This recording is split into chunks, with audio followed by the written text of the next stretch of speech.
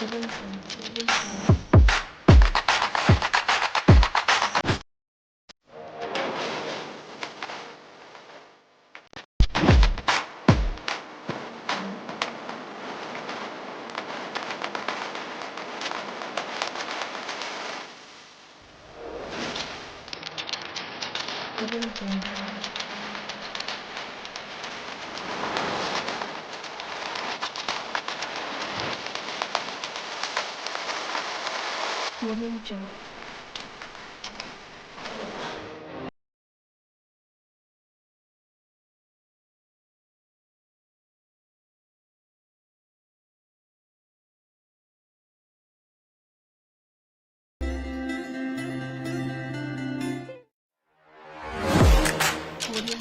day and welcome to today's special conversation podcast. Today I'm privileged to host one of Zambia's distinguished son. He was a Minister of Justice and he has wide experience in many things. He's a lawyer by training and practice.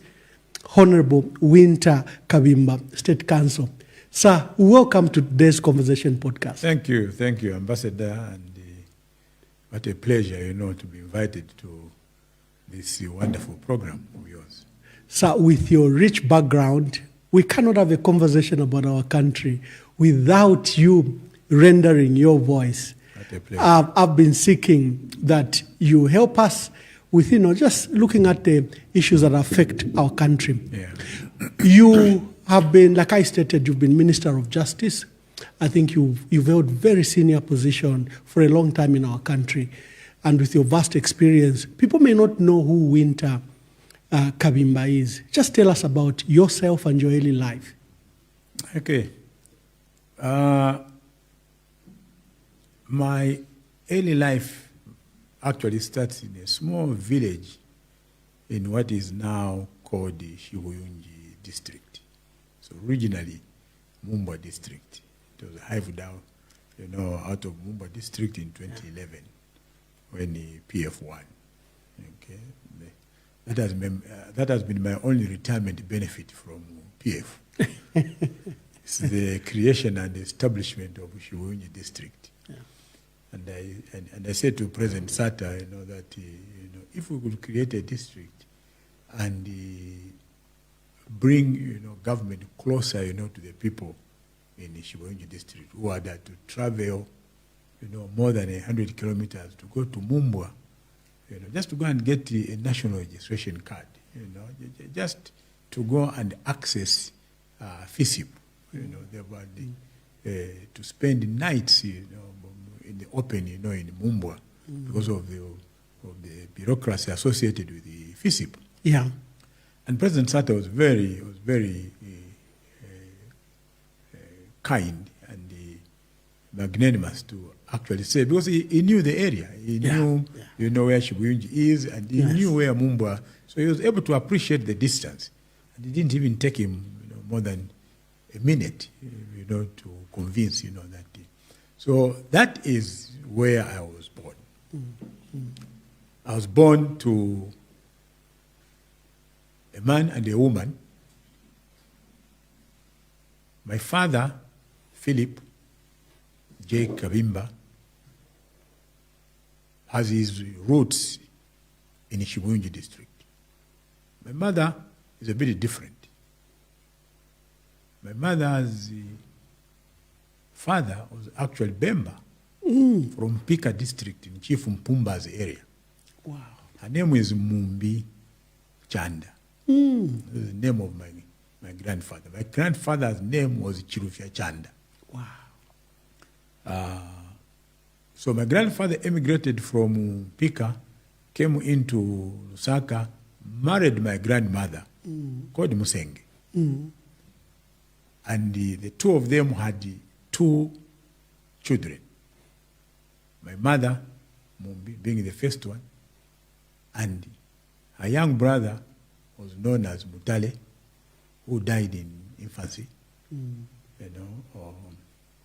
then at the age of about 6, my grandparents divorced. And when I asked my mother the reasons for the divorce, she says my grandmother refused to be part of a polygamous arrangement because my grandfather, I don't know what type of a Bemba he was. He decided, because Bembas are not known, to be polygamous.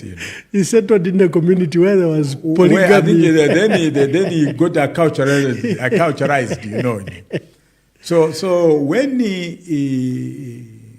my grandfather took on this other woman, spouse, yes, for a wife, my grandmother, who was a devout Catholic, said that, that was unacceptable. And the second wife to my grandmother, according to my mother's story, was from Eastern Province. So that actually caused the divorce, the separation between the two. But I like the story to that, which is a bit historical, and many people may not know. When I asked my mother, how did the divorce take place? My mother says, in fact, the two went to a local court, Chilenje local court. And my mother says, do you know where it was located? I said, no. She says, where you have present-day Findeco house. I don't know how many people know that. Yeah, no, I've learned just now. So I thought Chilenje local court would be in what is Chilenje. My mother says, no. It was actually where Findeco house is now. Today. Yeah. And she says she was present when the two were actually divorcing. And when my grandfather was asked whether or not he wanted to take the child, he said no. So my grandmother then and my mother went back to Chongwe. My grandmother was Soli from Chieftain's Commercials area. Yes. That's how she actually became Catholic, because she went to Kasisi, and when her mother died, when she was still an infant, she was actually adopted by Kasisi orphanage. Yeah. So she grew up there. And then my grandmother died young, I think in her 30s or early 40s. So my mother was left without, she didn't know where the father was. She knew that the father was around Lusaka, but now she had no mother. So one of her aunties adopted her. And after a year or so, my mother's auntie, who was the daughter to my grandmother's sister, who had then moved into Mwamba district with her spouse, sent word and said, I'm told that Mumbi is somewhere is still in Kasisi, with this lady, who was a relative. I want my sister's child. Yeah. Because she was the only child. Then after, Uncle Mutari had died. She said, I want you, So she sent for her. And the person who actually traveled from Mwamba to come to Kasisi, in the village to come and pick her up, was an uncle of mine who was the father to Robbie Mwanza, the former DC for Chongwe. Oh, wow. Okay. Wow. Yeah. So he was the emissary. Yes. Came to pick up my mother, and he took her to Mwamba. And it was there that my mother and my father met.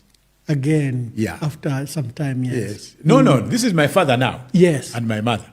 So they met, when my mother relocated to Mwamba. Oh, okay, yes. And then he got married, and hence my birth. Okay. Born to two people.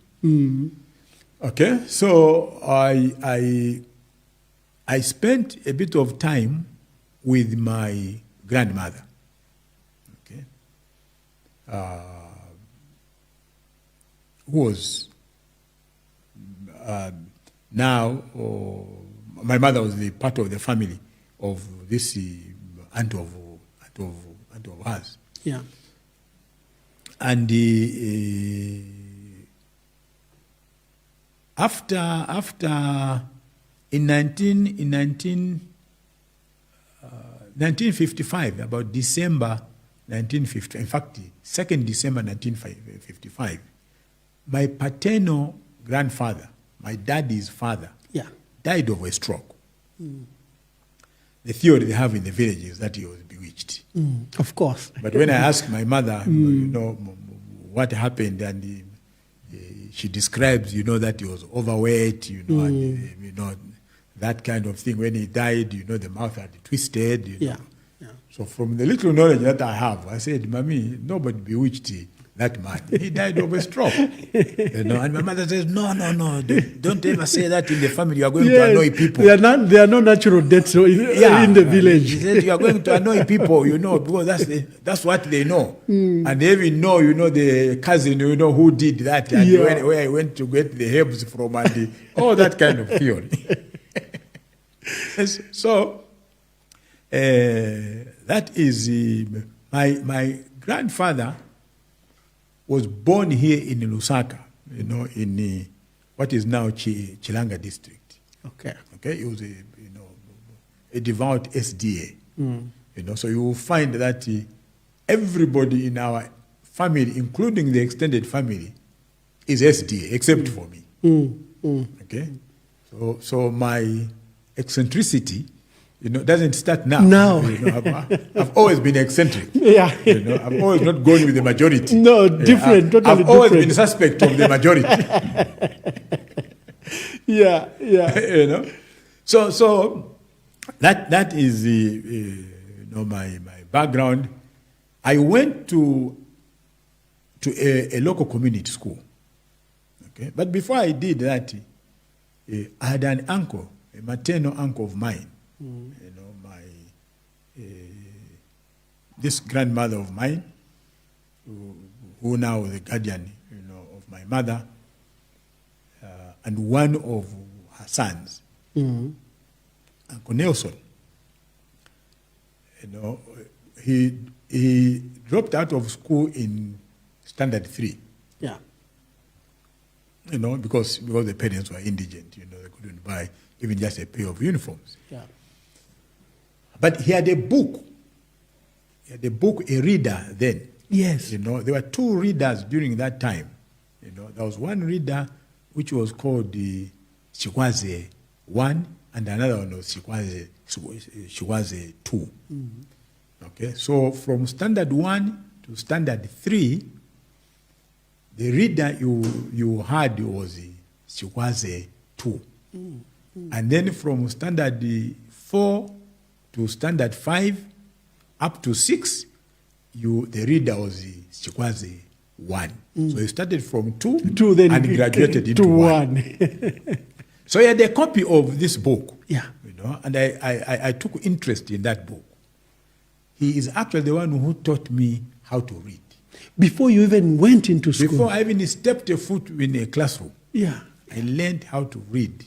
It was a Tonga reader. Yes. Okay?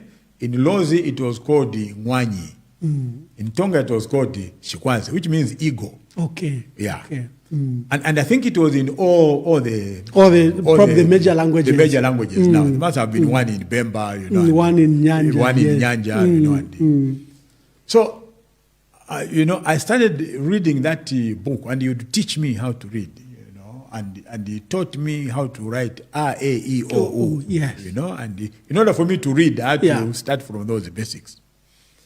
So by the time I was going to this community school, I'd already developed interest.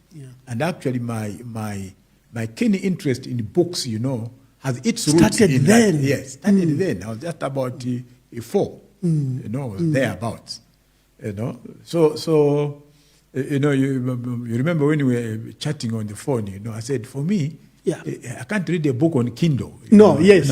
I said, for me, a book must have a cover here and the cover there. Paper, somewhere you can write, underline, and I can go back to it. So really, I was born in an environment where I only saw one book. One book. Before I went into, there was no library around. There was nothing. True. There was just one book that gave me this insatiable appetite now, they call it, of reading, buying books, and stuff. So I went to this local community school, and I think I spent a year there. Or so it was about 12, 15 kilometers from my grandmother's village. So we had to traverse that distance, to and fro. You can imagine at that age of 4 or 5, Yeah. So when I see kids now, my grandchildren, that they can't walk to school and they can't walk back, my own children, when we lived in Rodspark, they were at the Italian school. It was just 5 minutes walk. But they couldn't walk. They never walked there. They never. The mother would not allow them to walk there. And I was covering 12, 15 kilometers to and fro every day. 5 days.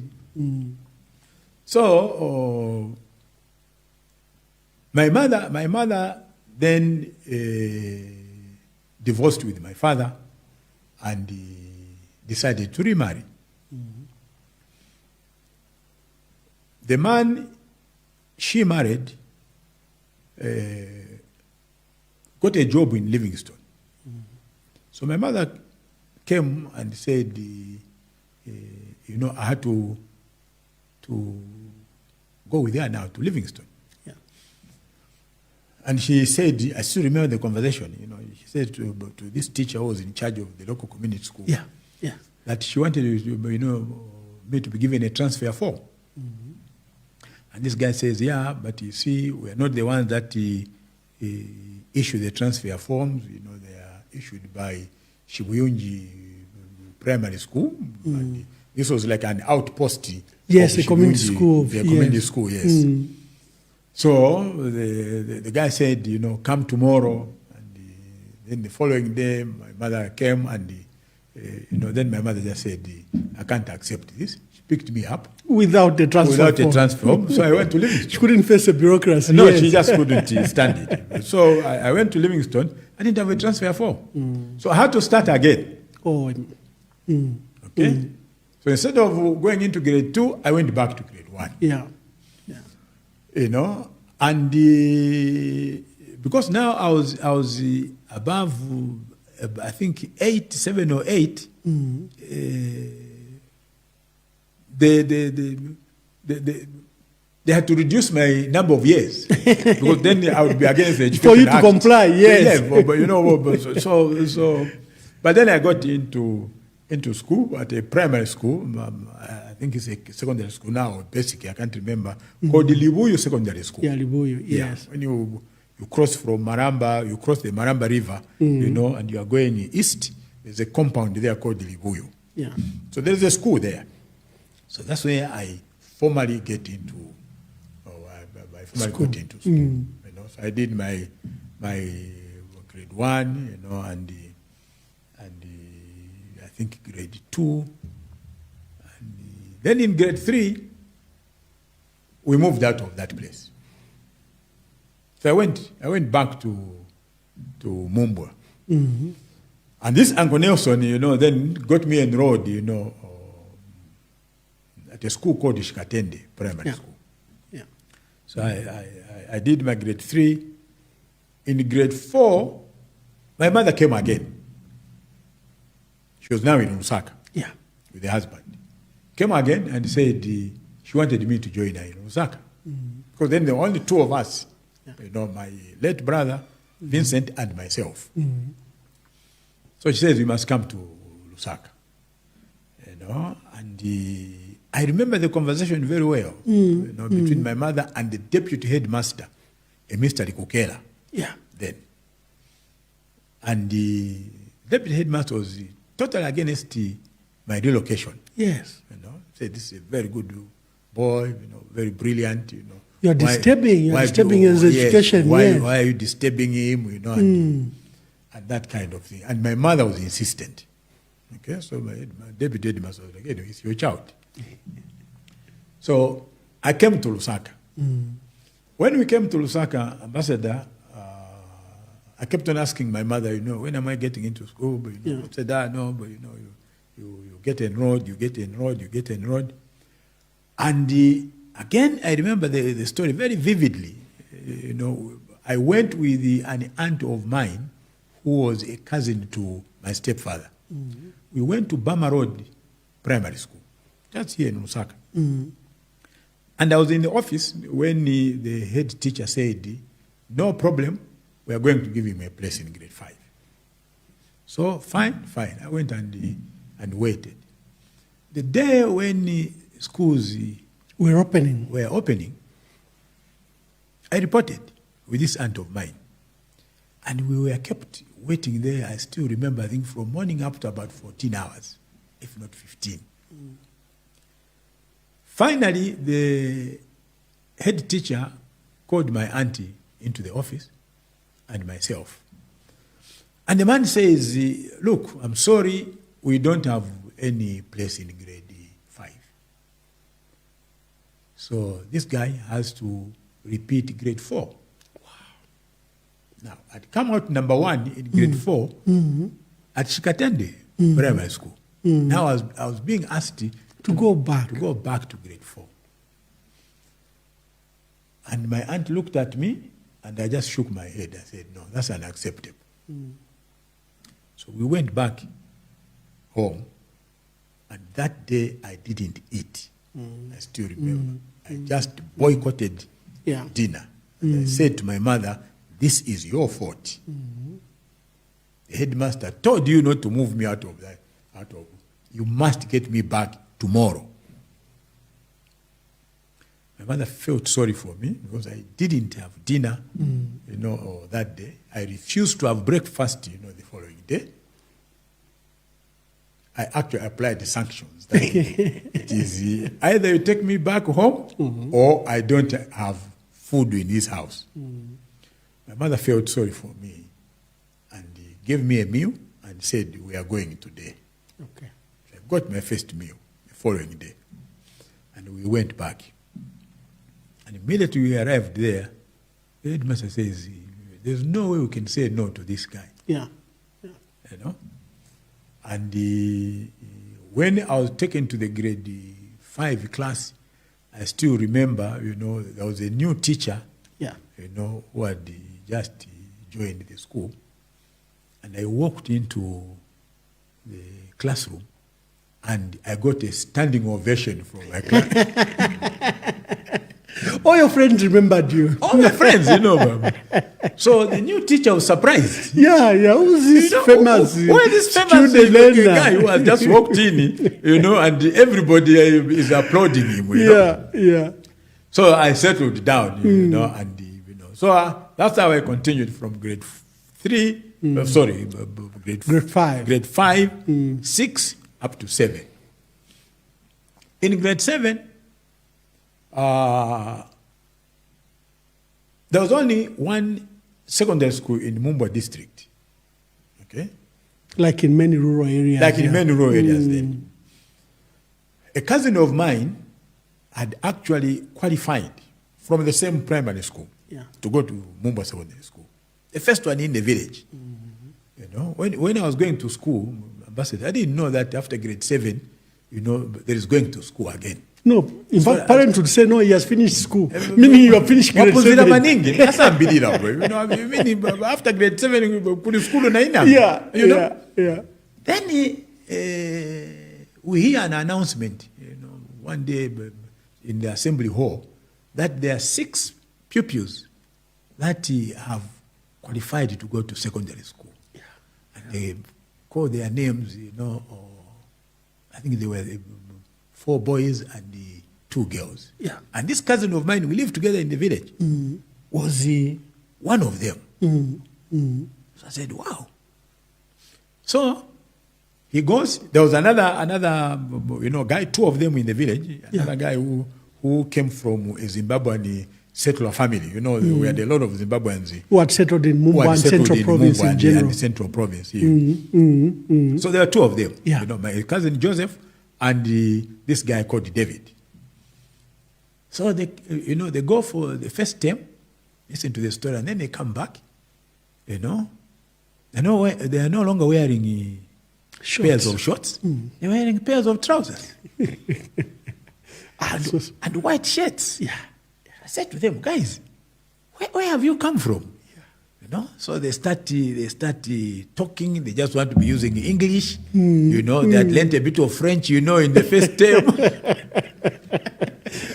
That must have provided inspiration to. Then I said, then they tell me, I said, guys, what is there, at this secondary school? They said, oh no, we have beds. You sleep on a bed. On your own. Maybe you have a bed to yourself. I said, yes.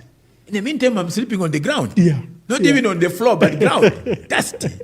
On a reed mat. Yeah. And then they said, some of the teachers are white. Yeah. I said, no, guys, you must be joking. White teacher? They said, yes. Teaching you? They said, yes. And they started now narrating, stories, about what goes on there. And I was so fascinated. They just didn't know what that triggered in me. Yeah. Yeah. I said to myself, I must go to the secondary school.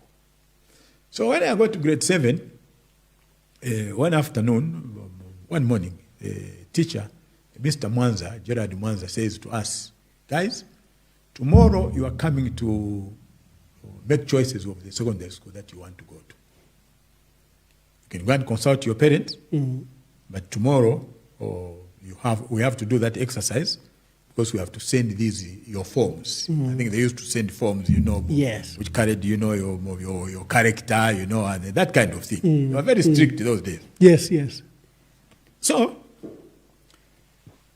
I went home and I consulted my father. And my father said, Mwamba Secondary School. Now, that's the only secondary school that the man knew. Yeah. And that's the only secondary school that I knew. True, yes. So I couldn't argue with the man. So the following day, I go back to school, and at the end of the lessons, Mr. Mwanza says, well, now we come to the exercise. You remember, or what I said to you guys yesterday? Yes, yes. Did you consult? Everybody said yes. So he puts a list, actually groups of schools. Okay?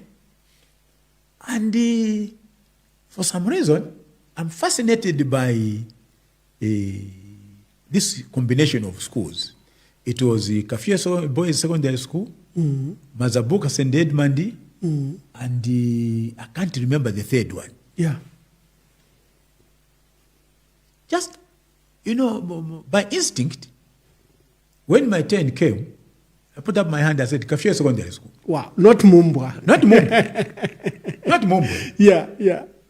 So, Mr. Mwanza writes. So when I got back home, one of the positive lies, I categorize lies into two. There are negative lies and positive lies. A positive lie is one where you don't lose anything. Where there's no harm caused. There's no harm caused. Okay? If there is such a thing. Yes. Or if you said to me, if I said to you, can you please lend me 1 pin? And you said to me, why don't you come home, tomorrow morning and pick up the 1 pin? In the meantime, I know that I won't go. Yeah. I've lied. Yeah. But if I don't come, what have you lost? Nothing. So I call it a positive lie. A negative lie is when you say to me, lend me 1,000 kwacha, and I say, please come home tomorrow morning, and you get home in the morning, I know that I'm not going to give you the money, and you get a message, this man left this morning. Did he tell you something about something we had discussed yesterday? No, he didn't. I call that a negative lie. Because then it has inconvenienced you. And morally, I think that is wrong. So, by my moral benchmarks, I call this a positive lie. Yeah. So I lied to my father. I said, no, I picked Mwamba as you proposed. I picked Mwamba as you said, boss. So my father was very happy. Yeah. My father was very happy. When the results came out, I got a form from Kafia Secondary School.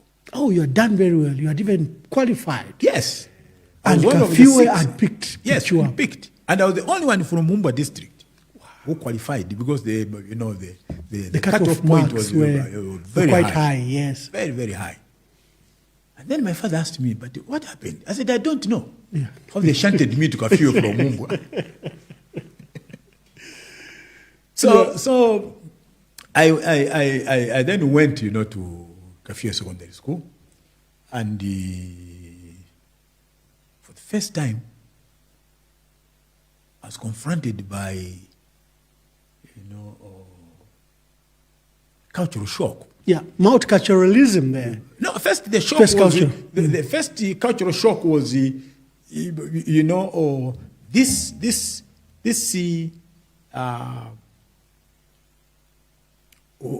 holy white stuff. All the teachers were white, male and female. The headmaster, John Whitney, was white. The deputy headmaster was white. The only blacks were the ones that were doing administrative work. Yeah. And I'd never heard a white man speak. Yes, yes. So I couldn't pick up the accent. So the guy is talking and you're looking at him, but you don't understand. You can't pick anything. They're too fast. They're too fast, So that was a cultural shock. Yeah. That the positive part of it was that you had this multicultural environment. Yes. I remember I had I had in my class guys that came as far as Kawambwa. And this last time when I was in Kawambwa, I was driving from Kawambwa to come and get on a flight in Mansa. Ambassador, it crossed my mind. I said, those guys, those classmates of mine, this is how far they traveled to come to Kitwe. And I said to myself, what was it like those days? To travel from Kawambwa, from Mansa to Kitwe. That thought just came back to my mind. So because of that, we had to make friends. I had nobody from my school. Okay? You were the only one from Mwamba. I was the only one from Mwamba. So I had no choice but to make friends with others that came from Ruapula, that came from, this side and that side and that side. So it was a good lesson for me of how to integrate, with the other people. It don't have to be, your tribes people and whatever. And I remember one of the guys I became very close to was a guy called Daniel Piri, and he came from Kanyama here. He was Malawian. And after 2 terms, as we were getting into Form 2, I think after 3 terms, he comes, I think towards the end of Form 1, he comes to me and says, Mana, I will not be here next year. I said, why? He says, because my parents are going back to Malawi. Oh my God, I cried for 2 days. Yeah. That I've lost a friend. For 2 days, Ambassador, I cried. Yeah. So, I settled down, at Kitwe. The French that I used to hear from these 2 guys, who had gone to Mwamba, was still in my. So when we were told one day that here you start learning French. Oh my God! I said to myself, I must do. I said, this I must do. I said, this I must do. And because of that, I can tell you, I was the best student in French from Form 1 up to Form 5. Wow. And I was getting, a prize, award every year. And my score chart was somewhere between 95 and 98. Wow. By the time I was in Form 4, I could speak fluent French. There was a couple, Mr. Sigier, from France. He came from a town called Toulouse, in France, up north. They loved me so much. So they would invite me to their house, for tea. Yes. And I would just get into this conversation of French. With them. Now, the interesting part was that, some of my friends in class said, no, this guy hasn't learned French here. He's actually from Zaire. Can't you look at his head? Oh. Just look at the shape of his head.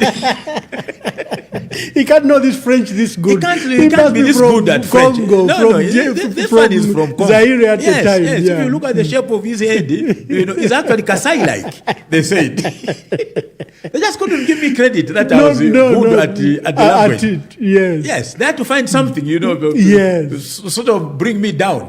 That look, it's not that you are the best amongst us. You must have learned this language. It could be a mother tongue where you're coming from. So, in my library today, in my study room, I still have the French dictionary that was given to me as an award in 1976. Wow. In French. Wow. No, that's a rich souvenir. Okay. I still have it today. I went with it to the university. Yes. And came out with it. Yes. Because I also did my A-levels in French at the university. Wow. Yeah, when I was given, the choices, I picked on history and French. Yeah. And then we had two other courses, what they call the SSF1 and another Social or Science Foundation 2. So we had 4 courses. Yeah. And then the others, these 2 were compulsory, SSF, where they were compulsory, but then you had to choose another 2. Yeah. So I picked on history and I picked on French, and I was very comfortable, with that. Yeah, yeah. So those were my years at Kitwe, and then I went to Unza, and it was there that I met, ECL. Oh. Yes. You met President Lungu at the University of Zambia? At the University of Zambia. Okay. We are classmates. So himself, Irene Kunda. Did you go to national service before you came to the university? Yes, yes. That's that was another interesting aspect, from Kitwe, we wrote our last paper. I still remember it was agri-science. I think we wrote the paper on the 3rd of December. Yeah. Okay? In 76. Yeah. And the teacher announced, the invigilator announced, after we had handed in our papers, they gave us an announcement that there were 2 buses that were waiting for us. And they said, from here, you are going straight into the buses. Into the buses. You report there. So we walked, with nothing, in our hands. We jumped on these 2 buses, and we were driven into Lusaka up to Arakan Barracks. And I can tell you, I had no idea where I was. Yeah. Nobody spoke to us. All these soldiers, officers, were just walking past us. I remember they put us in the parade square. Yeah. And then buses kept on coming and offloading more and more, students. When it was about 17:30, they asked us to jump onto the buses. And we had one motorbike, in front, military police, which, led us out of town to the traffic, in town, up to about, I can't even remember where, maybe about the 10 off to the Lusaka International Airport, and the guy went back. And we were on the buses, on that bus ride overnight to Katete, National Service Camp. Yes, yes. Because national service was compulsory. Yes. You didn't have a choice that I can't do it. No. And you see, it was so compulsory, Ambassador, that the exemptions were very, very rare. There was no corruption those days that the ministers, child would not go for national service, because Kaweche Kaunda was with us, at Katete. Wow, the president's son. The president's son. Okay, we went to the same dining hall. We slept in the same Malata, barracks. Yes. Nothing special. Of course, we used to see a motor vehicle once a while, bringing extra extra food, but there was nothing special. He was dealt with like any other youth. He was treated like any other youth. Of course, we knew that there must have been a few OP officers, to watch over him. To watch over him, security, But in terms of treatment, nothing. Our instructors didn't even pay attention that, the president's son is here. Yeah. We went for drill, we went into the bush, together. So it was difficult to skip national service. Those of us who are going to the university, we had to get a special clearance. Yeah. Which you had to present at the university. Yeah, first you had to qualify for you and then not to continue with your training. Yes. First you had to qualify. About June, we were told, some of you guys are going to the university, and so, there was a pass-out parade. Yeah. And then after that, we were transferred, for me, with a few others, we were transferred to Kitwe, ZNS camp. And then from Kitwe, then I went back home and I found my forms there from the university. From the university. So that's what happened. I mean, we got to the university. It was paradise. I mean, when I hear the stories about UNZA today, I mean, tears come to my eyes. I said to myself, why? What have we done? Yeah. We walked in there, the bedding was clean, they used to make beds for us, and they used to change, bedding twice a week. Wow. They used to cook for us, good food, nice buffet, I was in the new residence, that just opened the new residence, the Soweto blocks. Yes. Fantastic place, clean place. But I'll tell you, one thing that really fascinated me at UNZA, was the University of Zambia Library. For you, yes. I mean, and the books, yes. I walked into this imposing structure and I said to myself, wow, you can be in the midst of this number of collection of books. Yeah. I just couldn't believe it. From a child who had one book. To this area of collection of books. I just couldn't believe it. I felt like running mad, reading everything, in addition to my legal cases, and research papers that. Why did you choose to take law? Because I think that's a class you met President Lungu and others who you can tell us about. Why did you choose law? The desire actually to start law started from the university. Okay, but I was also fascinated by my father's story about my grandfather. My grandfather, was actually a court justice assessor. He was one of the two assessors that helped the local court justice. Okay. At the local court. Yes. In Shibunji district. Appointed by, recommended by the chief and then appointed by the district commissioner. So I think my interest in law must have come from that foundation.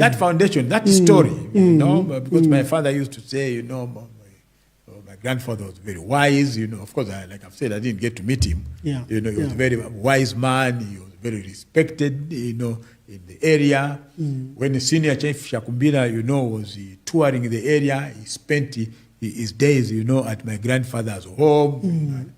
So it's like something that, said to me, look, I think law comes with this kind of respect in the community, and I think that must have been the incentive. So from Form 3, I'd made up my mind that I'm going to pursue law. Okay. When I go to UNZA. When we go to UNZA, I'll tell you this part again.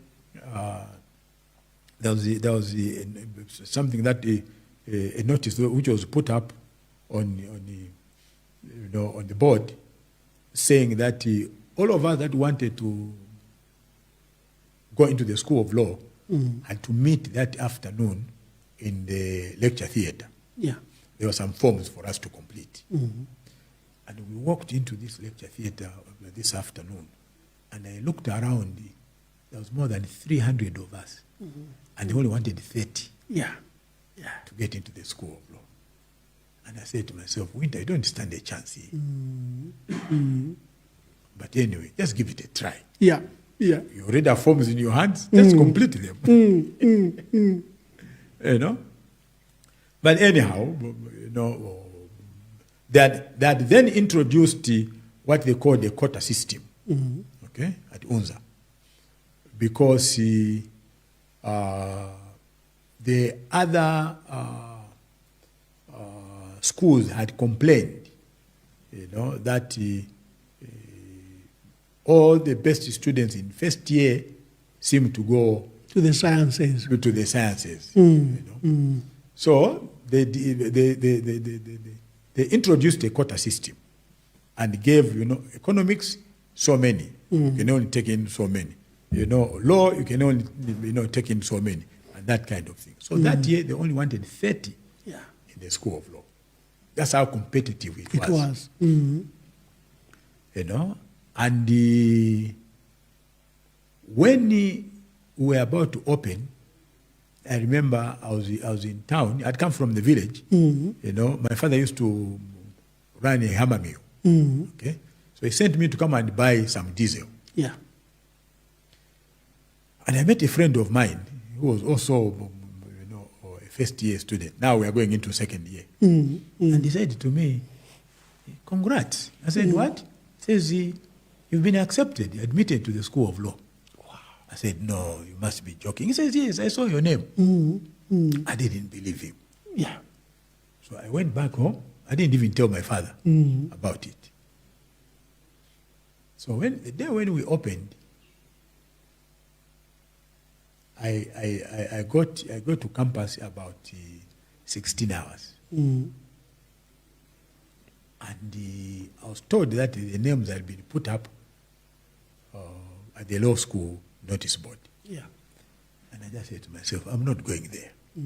I don't want to get disappointed. You know?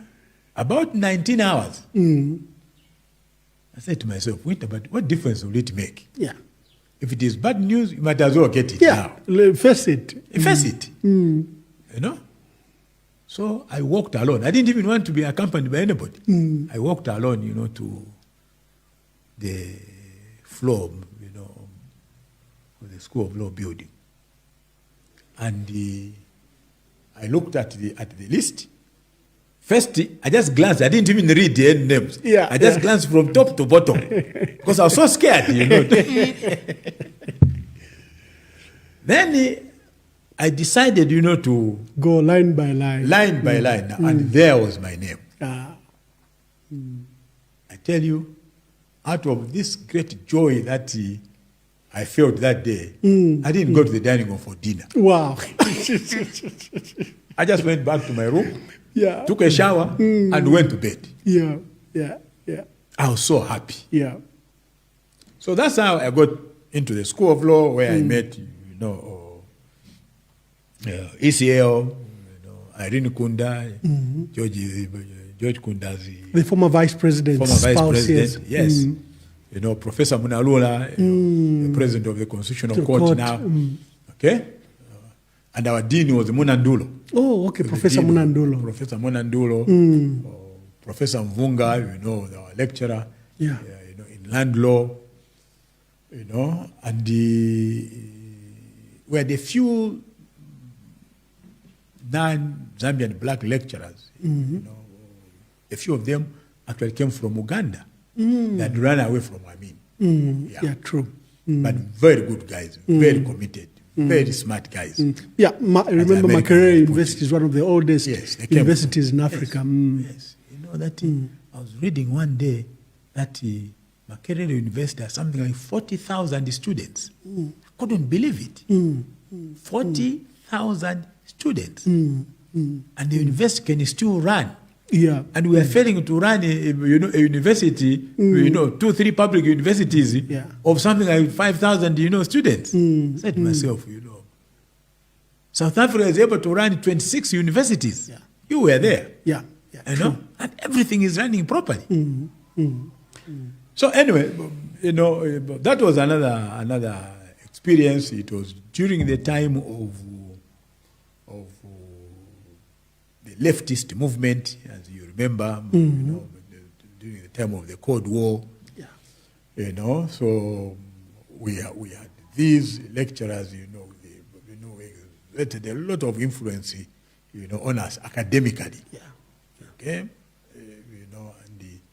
and they gave you this part, of how the world is constructed, and they gave you the other part about how it can be better. Yes. And I still remember many a time, when in a lecture room or a tutorial class, and you asked, your lecturer, so what is the answer, to this? And they say to you, I also don't know.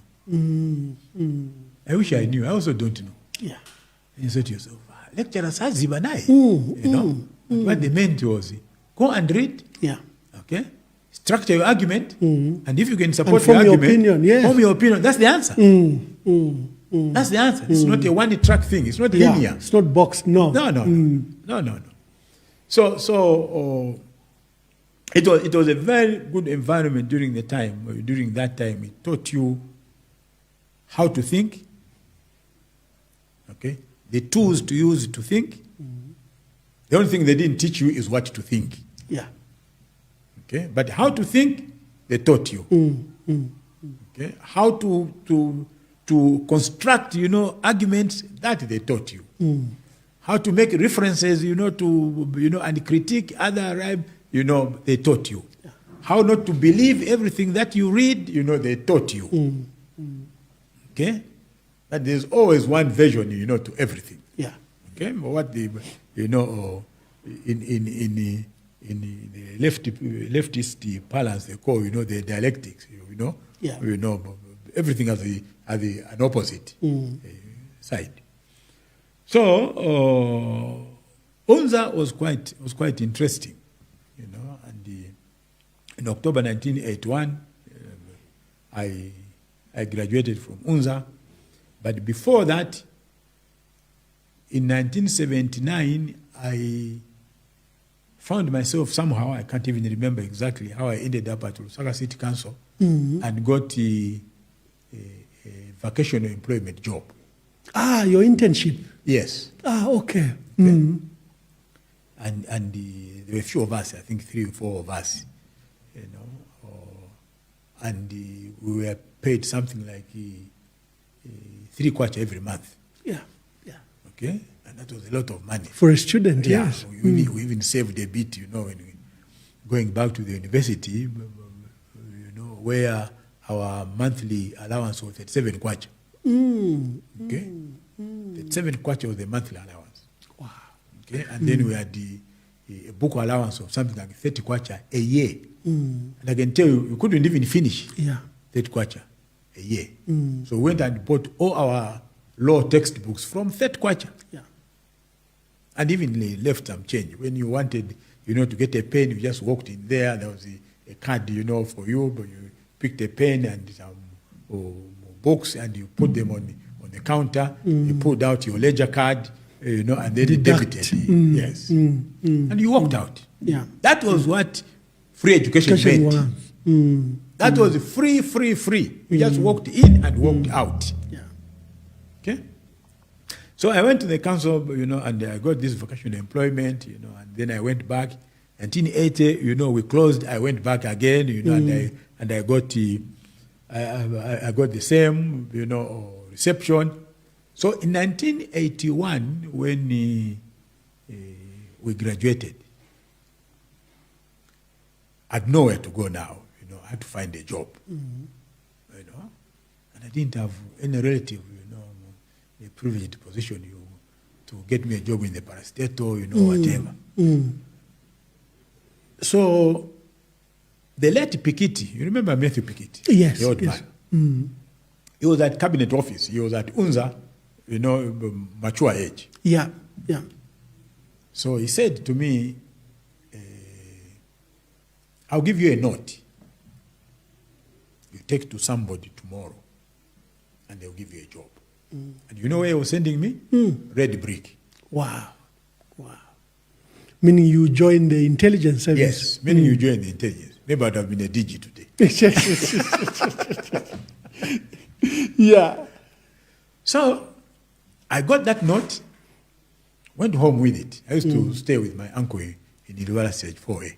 Yeah. I didn't even tell anybody. In the night, I reflected on it, and I said no.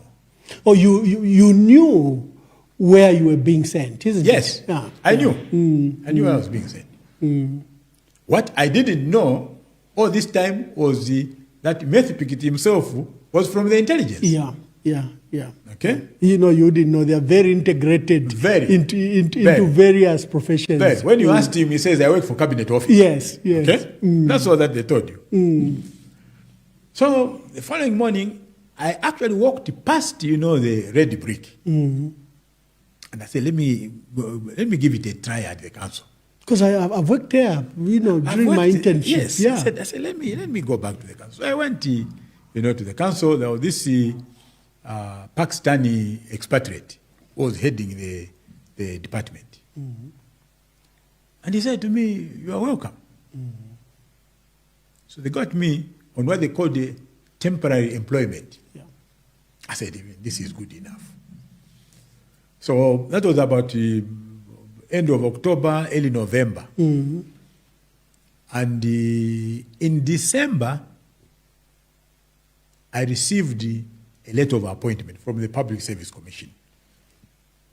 Because then the recruitment, even for local authorities, was centralized. Yes, it was. So I got my letter of appointment as a senior legal assistant. Because I was not yet a professional lawyer. Yeah. And my salary was 14 kwacha a month. Far less than your student allowance. Yeah. I still have my first pay slip. It's Wow. actually framed in my office. Yes. If you came to my office, you'll find it. Wow. I framed it. 14 kwacha.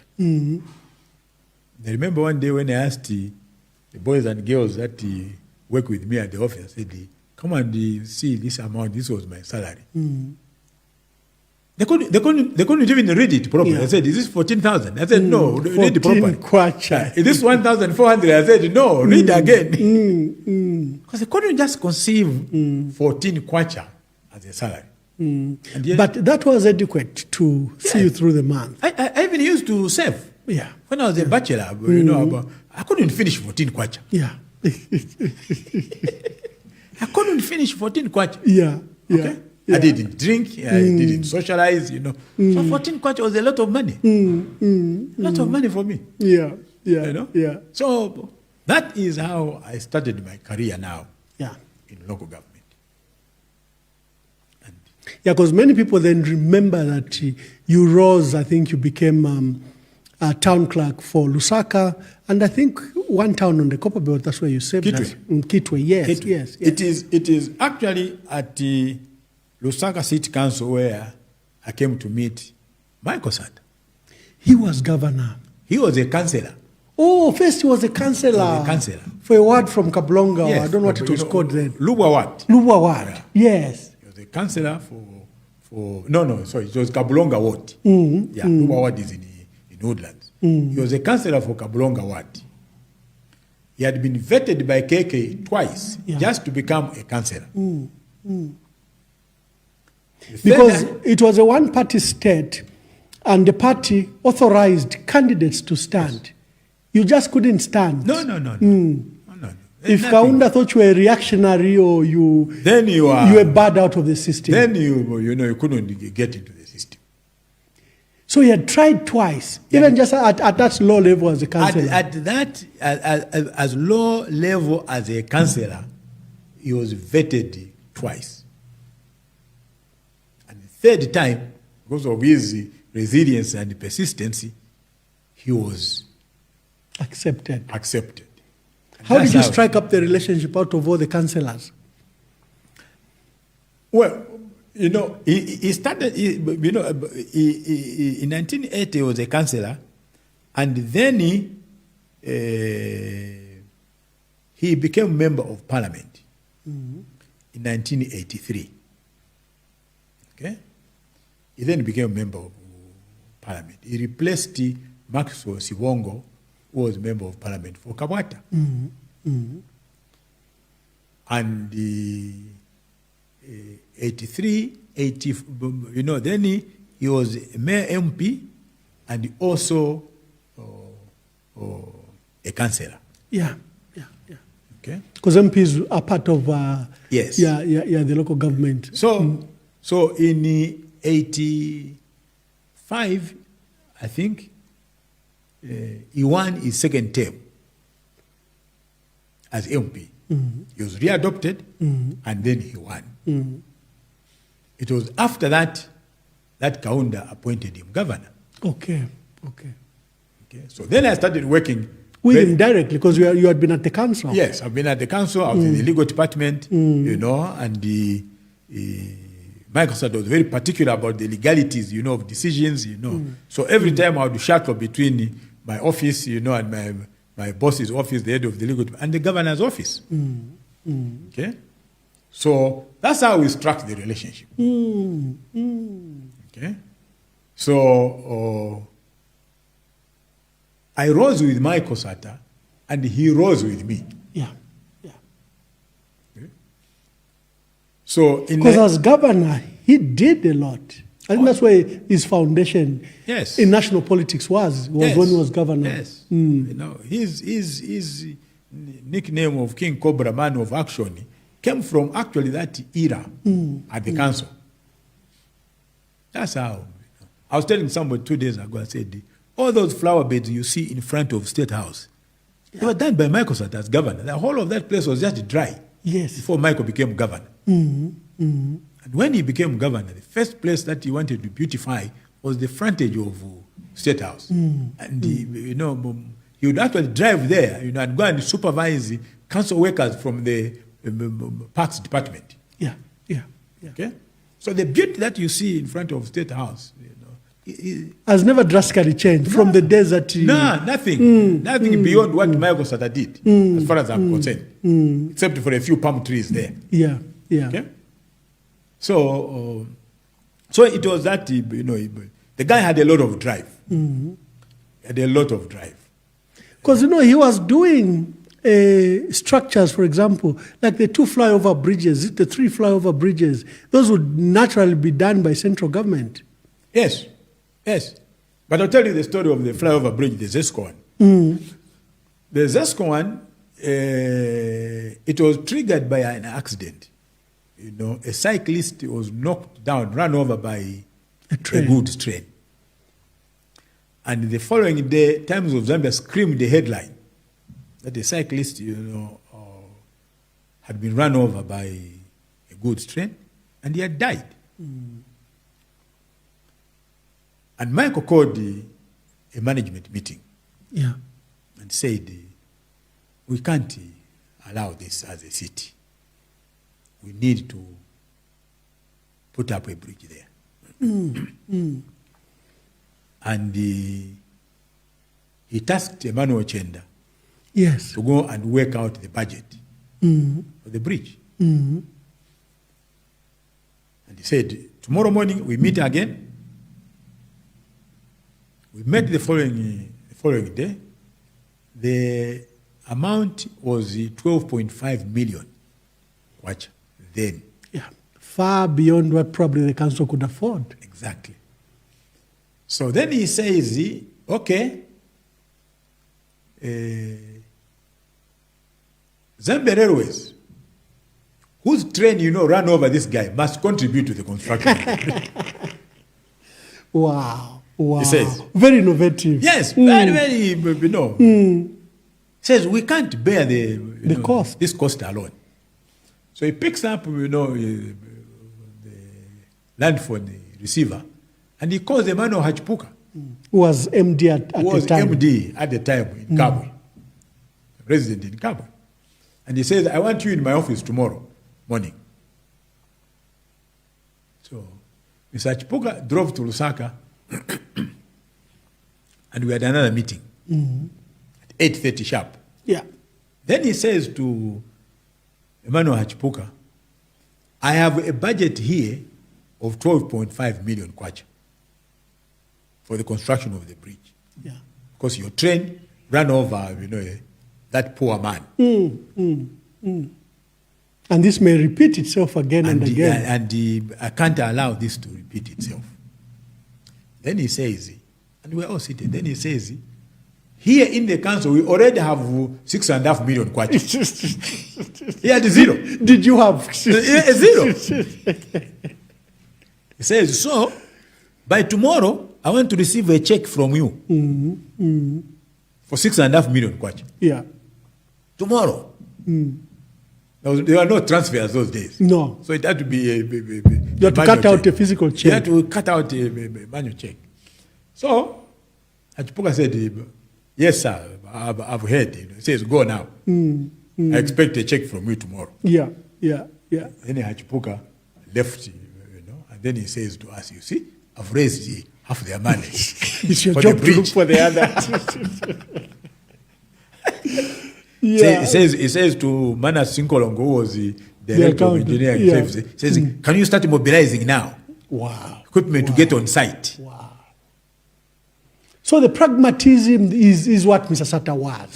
That was, his persona. Okay? Michael didn't believe in the bureaucracy, no. He wanted things done like yesterday. Yeah. Okay. So, the following day, we received a check from Zambia Railways, from Mr. Chipuka, yes. By the time the project was coming to an end, it cost 54 million kwacha. And the council had to bear, all that amount, apart from the 6.5 million. And the bridge was there. Yeah. I remember KK coming there, to come and inspect the bridge just before it was finally commissioned.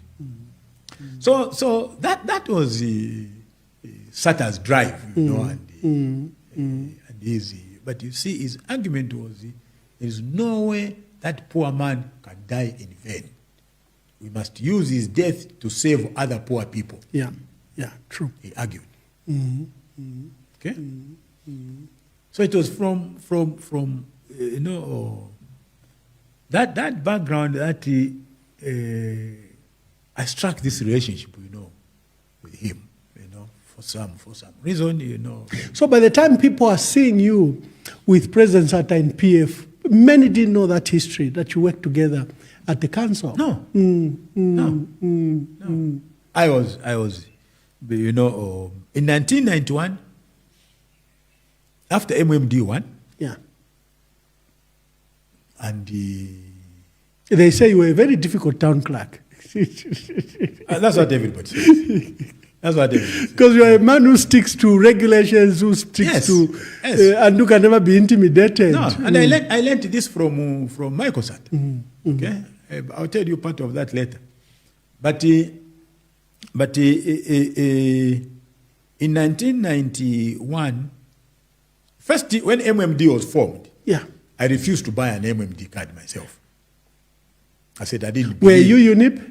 No, you never. Ideally, everybody was UNIP. Yeah, true. Okay, ideally, everybody was UNIP, and UNIP people didn't come around forcing you to buy a card because they knew that in principle you were UNIP. Yeah.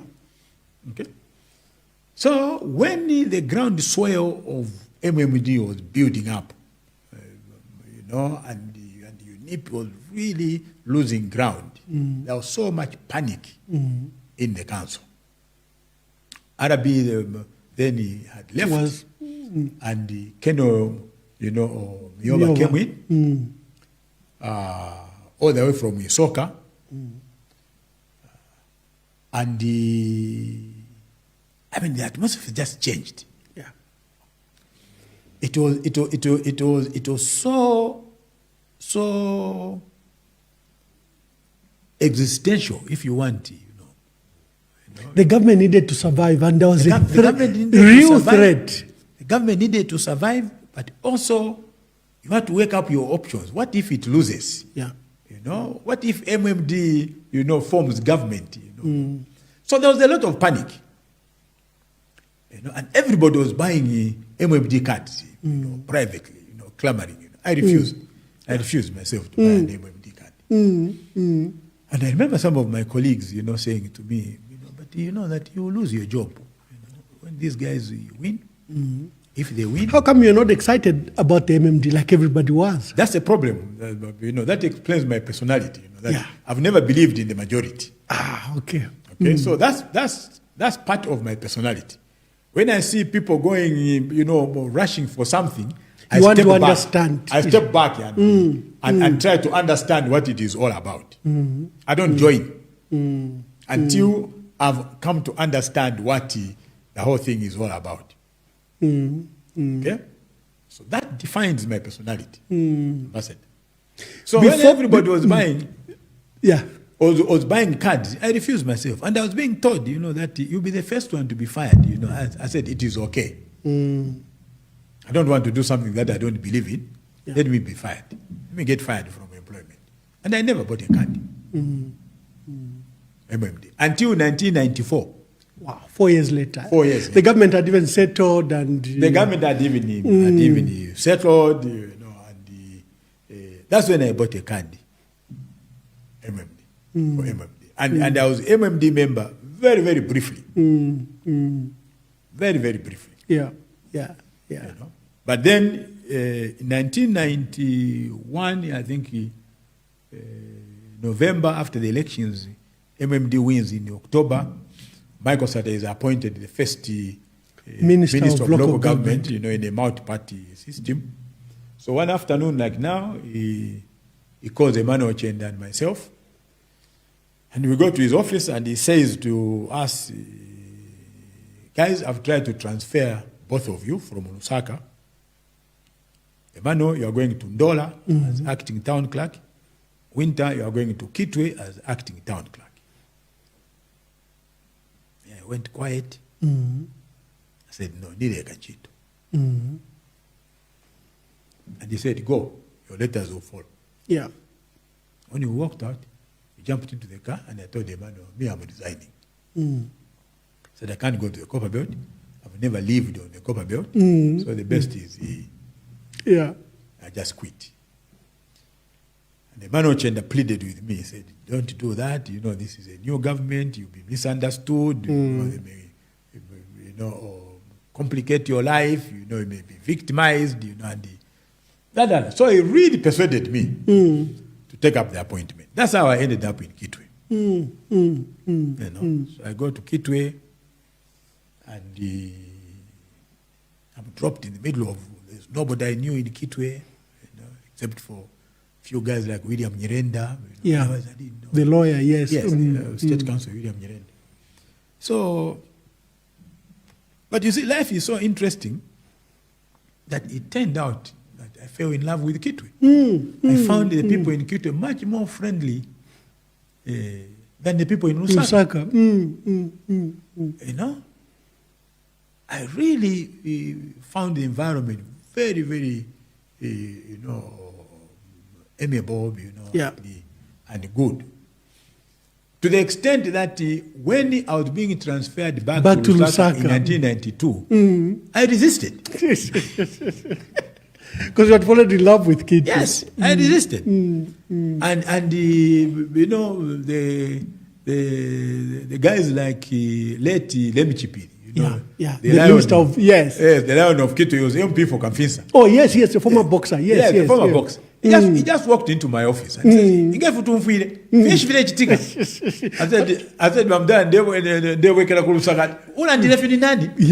I said, "You know, Basa Tabachi to me na fana. What that is them. Yeah. What no? Yes. Because you're doing well. You were working very well. No, I was working very well. All the MPs were in love with me. You know, the councillors, you know, the residents, you know. And when it was actually finally, you know, accepted that I had no choice but to move, the Kitwe Chamber of Commerce held a dinner in my honor. Oh, wonderful. And actually gave me a prize. And they said, we have never seen Kitwe change so rapidly in a short period you were here. Yes.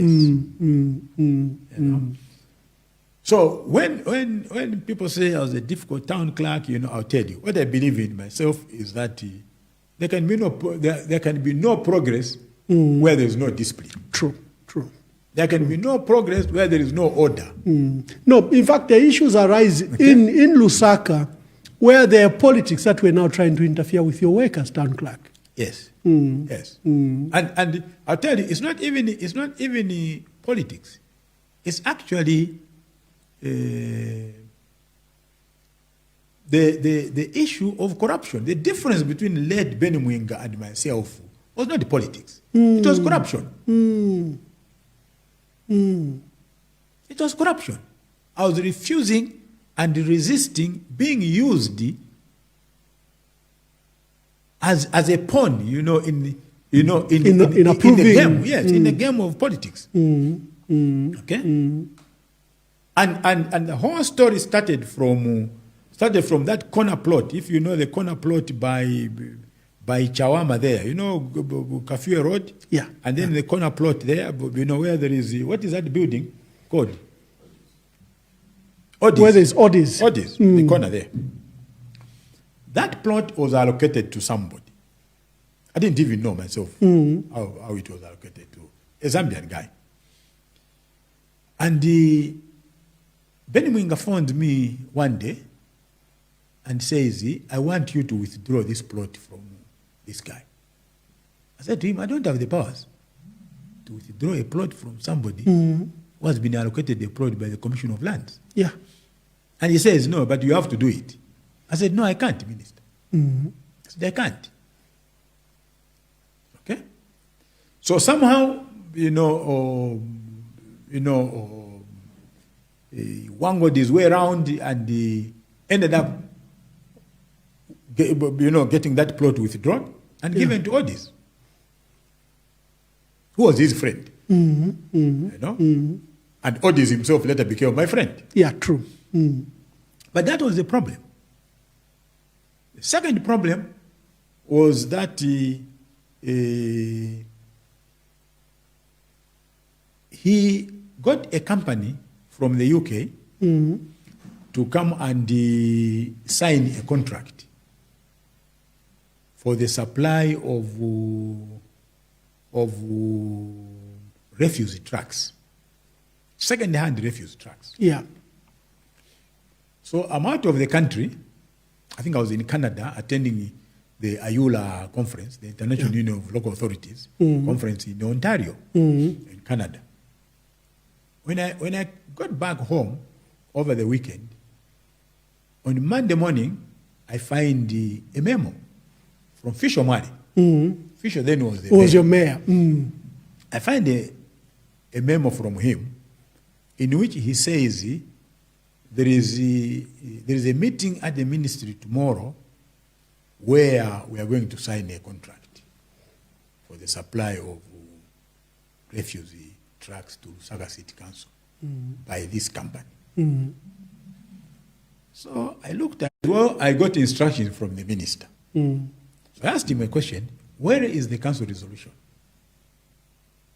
Because the signing of a contract, it's a procurement process. It's a procurement process, and the contract must be signed by the mayor and the town clerk. And for you and I to do that, we need to be supported by a resolution of the council. Yeah. So this matter should have been reported to the council, and then there will be a resolution of the council, and that's what authorizes you and I to sign the contract. And Fisher said, the minister says that the signing is tomorrow, and these guys are already in. So I told him, sorry, I'm not attending the meeting. And he thought I was joking. Yeah. Told him, I'm not attending the meeting. You can go and attend the meeting. So I walked back to my office.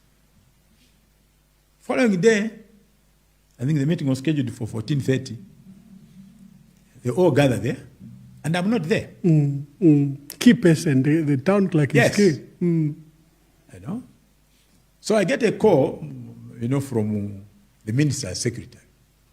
And she says to me, the meeting is on here. And they are waiting for you. And they are waiting for you. I said, well, I'm not coming.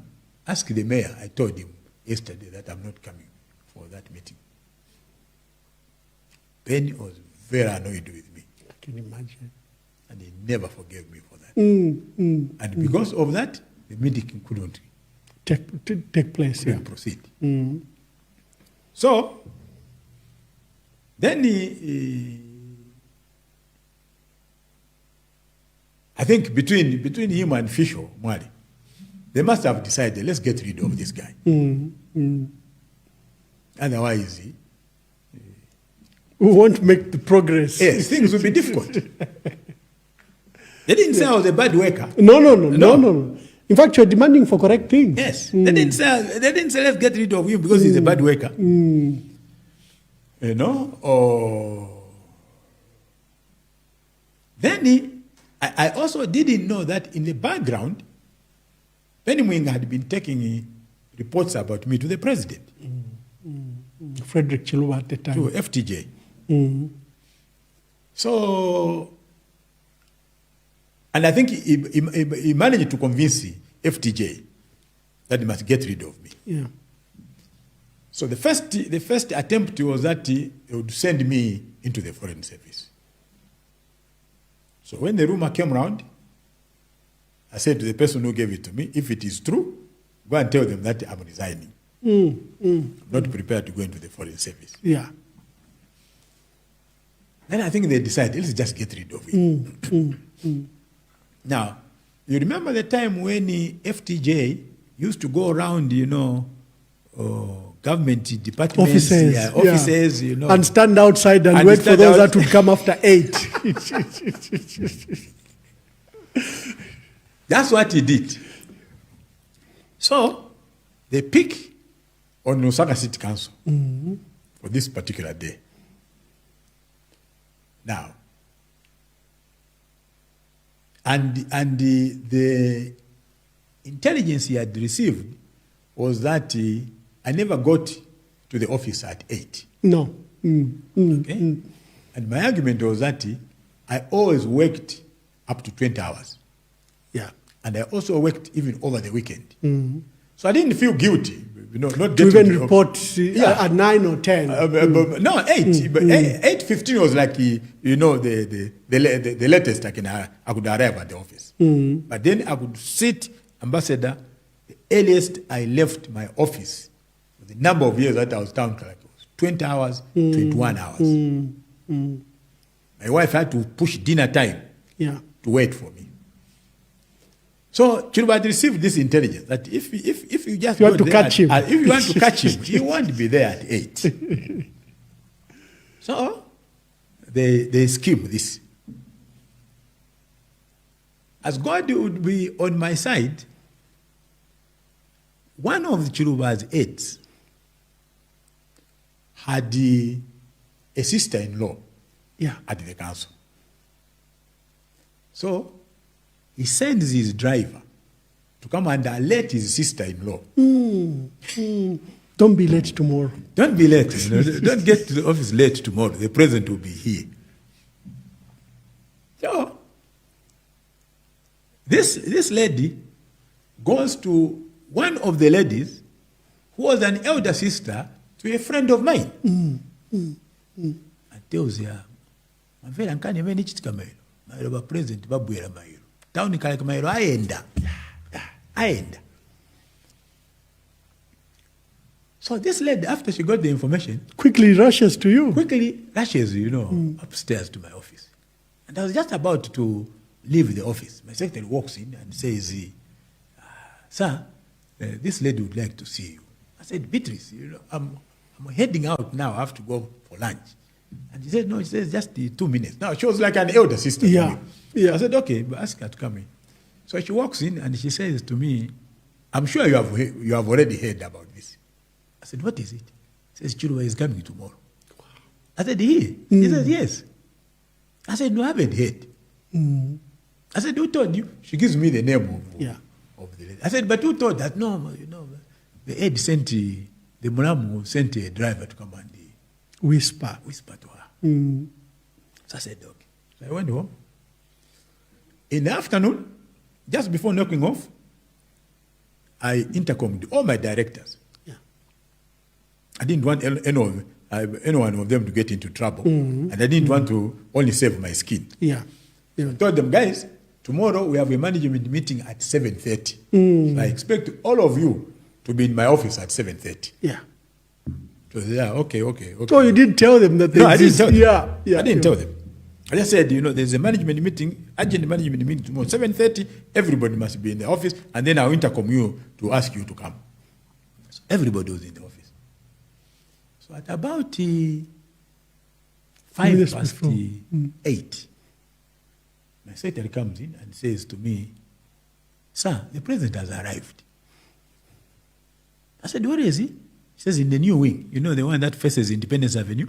Yes, Yeah, yes. call that the new wing. So I got my jacket, I put on my jacket, and I walked. Yeah. And I find, the door is locked. And there are workers outside. So the president turns and he looks at me and he says, he was surprised. Yeah. He says, "The town guy, you've just come in." I said, "No, Mr. President, I've been in my office and I've just been told that you are here." I also pretended I didn't know. Yeah. So then FTJ looks around and he says to me, "Is there another gate, here?" I said, "Yes, there's another gate at the back." He says, "Let's go there." So we walk behind there and we find this gate is locked. And workers are locked out. So FTJ gets to right at the gate and he's asking, these guys, "Is this the time you could report for work?" So the guy who was head of the union of Zulao branch at the Civic Center says to the president, "Mr. President, we came here much earlier than 8. And we found this gate was locked. So we are not late." So the Times of Zambia capture that. So they capture this guy outside the gate, the president inside. They're challenging the president. So they scream a headline. But before that, he was in the company of, you remember the deputy minister there, Chisha? Yes. He was in the company of Chisha and the others from State House. So when they got back, we all went back, and the president said to me, "Thank you very much, Mr. Town Clerk." I said, "Thank you, Mr. President, for visiting us," and the FTJ left. I get to my office, Chisha phones me and says, "I want that worker who was arguing with the president to be fired." Yes. Mr. Town Clerk. So I said, "Honorable Minister, I don't think that the worker was arguing with the president. He was trying to explain himself to the president." And speaking on behalf of the workers. And he was speaking on behalf, he's a representative of the workers. And he says to me, "Well, those are my instructions to you, that you must, I want to hear that he has been fired before the end of the day. I'll call you back in the afternoon. And I want to hear that he has been fired." So I said to him, "You don't even have to call me back in the afternoon. The answer will be the same. I'm not firing him. Wow. Because he has done nothing wrong. You don't even call me in the afternoon. I'll give you the same answer." Yes. So I didn't take an action against him. As if something was just brewing. A couple of days later, my secretary says to me, again, I was about to head out for lunch. My secretary comes in and he says to me, "Sir, Honorable Hambai is here." Yes. Afeo Hambai, you remember, he was Minister of Commerce, I think, yes. Minister of Commerce. So I said, "Show him in."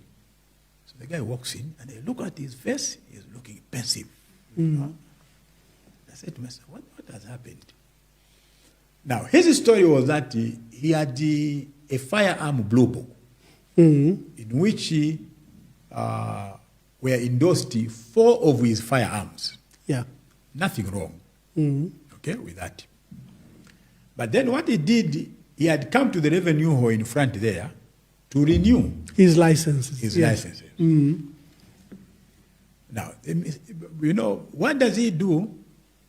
he gets his blue book, gives it to his driver to take to the PS Home Affairs, who goes and stamps where it says certified by the police. Yeah. Remember, there is that certification. That certification by the police. Actually, it says officer in charge or something like that. And this PS gets, signs there and he stamps. Yeah. Puts a stamp of PS.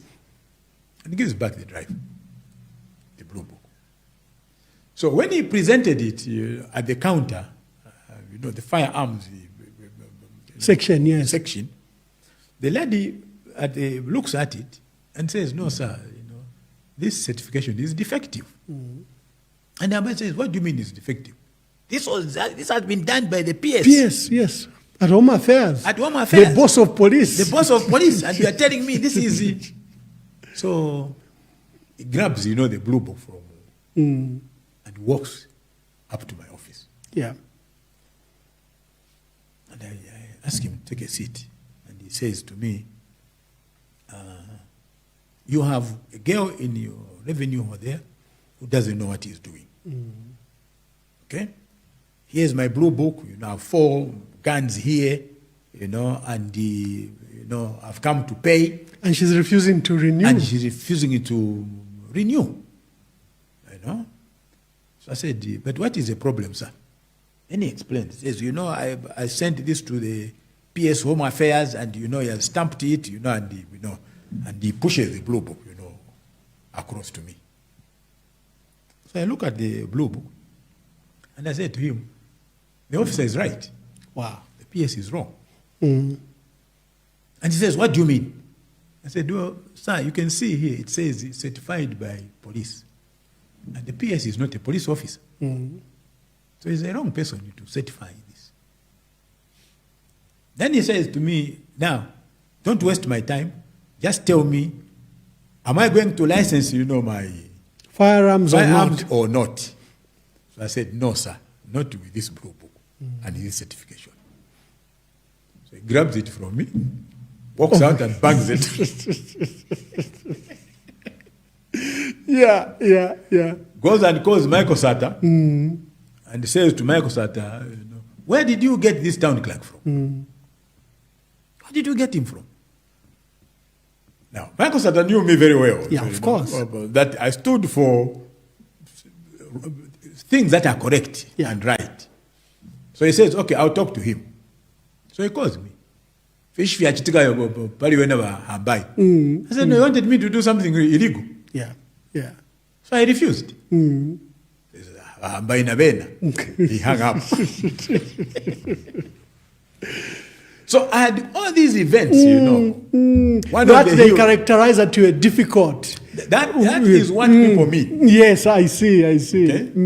That is what people mean. And the ambassador, I've been told, when people have said to me, the problem is that you are not flexible. Yeah. The problem is you are too rigid. They use all sorts of adjectives, Maybe they are right. Maybe they are right. But you see, that's my character. Yeah.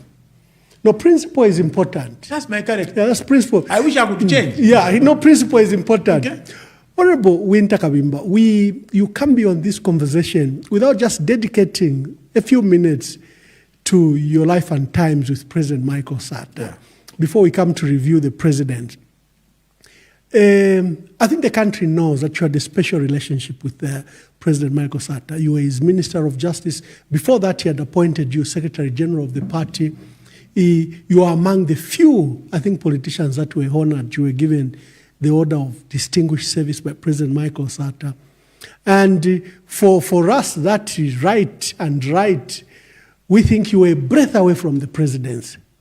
Just explain to us, I think, especially at the advent of forming government, I think you and the team of PF campaigned very, very viciously against President Rupiah Banda. You are in power. You didn't come to cabinet early. I think you had decided you will remain to strengthen the party. Yeah. But I think along the way, almost a year later, then you were appointed as Minister of Justice. Yeah. Just give us a window of that. Okay. Like I said earlier, I rose with Michael Sata, and Michael Sata rose with me. Okay? I remember in one meeting at the State House, I still remember the people that were there. I think it was Davis Chama, it was William Sanda, and Kamwidi, 3 of them, and myself, and the president. And I remember the president saying to the 3 of them, all of you here, I met you in PF. This man points at me. I have reasoned with him. I've repeated that statement in my book. And I've quoted, the date of that meeting because I have it in my notebook. One of my notebooks. Okay? So, I can claim to know Michael's character very well. And I'm sure if you asked him that time, he would also claim to know me very well. Because all my employment period in the council, I was with Michael Sata. Okay? I saw Michael Sata appointed as Minister of Local Government. He then went to the Ministry of Labor. He then went to the Ministry of Health. He then became Minister without portfolio. I campaigned for him against Chitalu Sampa to become National Secretary. Okay, I remember getting into a bet with somebody who said to me, there is no way Michael Sata can beat VJ. Okay, because the candidates were Chitalu Sampa, VJ, and Michael Sata. And I said to myself, come and get my last dollar because Michael is winning. I remember picking up, delegates from Luapula in my vanette from the University of Zambia, where they were lodging and boarding, to take them to Mulungushi Conference Center for them to go and vote for Michael Sata. Okay? I can also tell you this, that when Michael Sata and Christine Kaseba were getting married, I was the witness to that marriage. I'm the one who signed as Michael's father or relative or whatever. Yes, the witness to, on behalf of President Michael Sata. So if you got that marriage certificate, you find my signature there. Okay? That's how close the relationship was. Okay? I remember Michael Sata burying a number of my relatives. And up to now, they still remember him. So, it's also important, I've heard people saying that, Wynter was a founding member of PF. That's not correct. That's not true, That's not true. Okay? That's distorted history. Because at the time when Michael Sata was forming PF in 2001, I was actually with Dean. Mwamba. With Zadeko. Yes. In fact, at that time, we were in ZRP. Oh, under BY Mwila. Under BY. I was the vice president of BY. So I'm not a founding member of PF. I've never claimed to be a founding member of PF. Okay? Again, I was very cautious about joining PF. Very, very cautious. Like it was with MMD. Like it was with MMD. I was prompted to join PF in October 2006. When ZRP was disintegrating, we had 2 factions there, one led by BY, and Samuel Mukupa belonged to that camp. The other one led by myself, Sylvia Masebo, the late Ben Kapita, and others. So we realized when the elections of 2006 were coming up, that there's no ZRP to talk about it. We can't go into this. The front runners were, in fact, UPND at the time, and in the shadows, PF. Yes. So we said, this is a fractured party, and there's no way. So the best is, I remember the meeting that was held in my office one afternoon. And the question was, where do we go? That was the motion on the table. Where do we go from here? And everybody said, let's go to MMD. I refused. I said, I'm not coming to MMD myself. Yeah. They said, why? I said, there's nobody I know there. I said to them, even as much as Levy is related to my wife, I don't know Mr. Manawasa. I said, I can't work with somebody I don't know. And then Sylvia Masewa asked me a question. So where do you want to go? I said, well, if all of you have chosen to go to MMD, I'll go to PF myself. That's where I've got friends. The guy, Scott, is there. Michael Sata is there. And I said to Sylvia, you know that Michael and I, and even yourself, come a long way. Yes. So that's where I'm going. And I still remember Sylvia's words to me. That is a problem that you have. Do you think that Michael Sata will ever win an election in this country? In this country. Okay? You're just being a bad politician. And I answered back. I said, that's a problem that I have with you guys. I said, you want to rush to MMD because you think you have opportunities to become ministers. I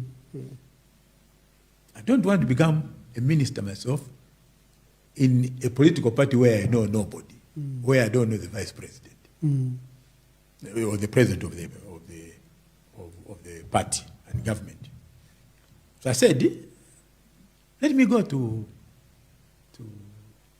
PF. PF. The following day on Saturday, that meeting was held on a Friday. The following day on Saturday, there was a rally in Chongwe at which this group was going to defect from ZRP. Yeah. I actually lent them my vehicle and my driver to take them into Chongwe and get them back into Lusaka. And I headed out myself and went to my farm.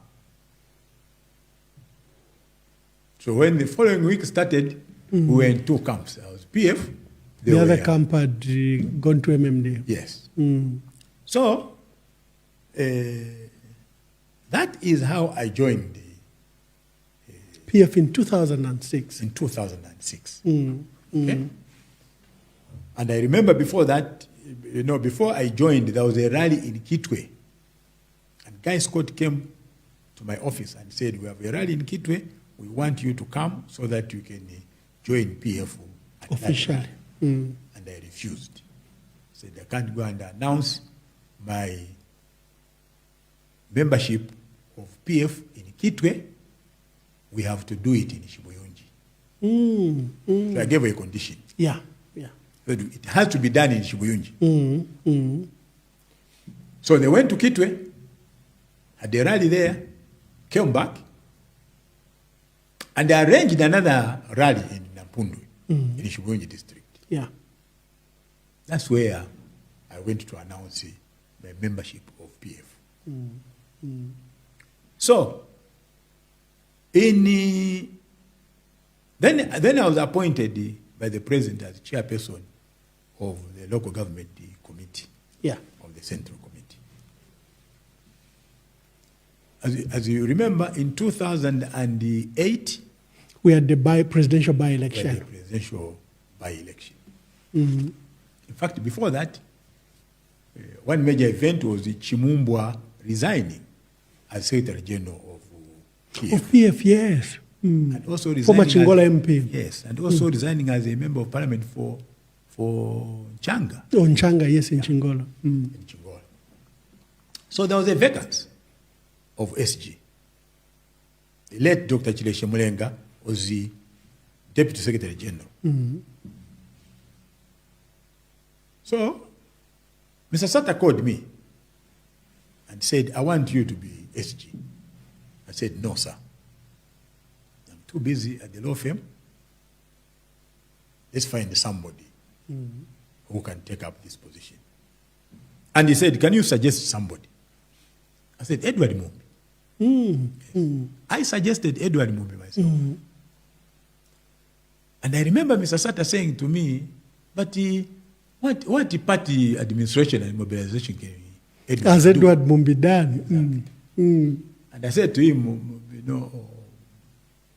appoint him, I'll help him myself. Yeah. At least I will not be a full-time, and Edward can be full-time. So that's how Edward Mumbi was appointed. During the 2008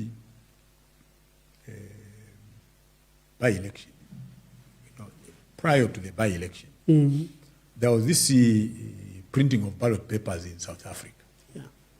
So Edward Mumbi was assigned as SG. To represent the party. To represent the party. And Edward goes there, and he didn't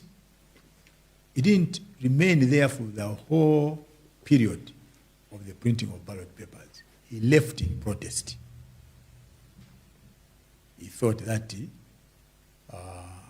ECZ was not doing it the right way. And was not being transparent. And he was not being transparent. And I was actually there when he was reporting to the president. Now, when the ballot papers came out,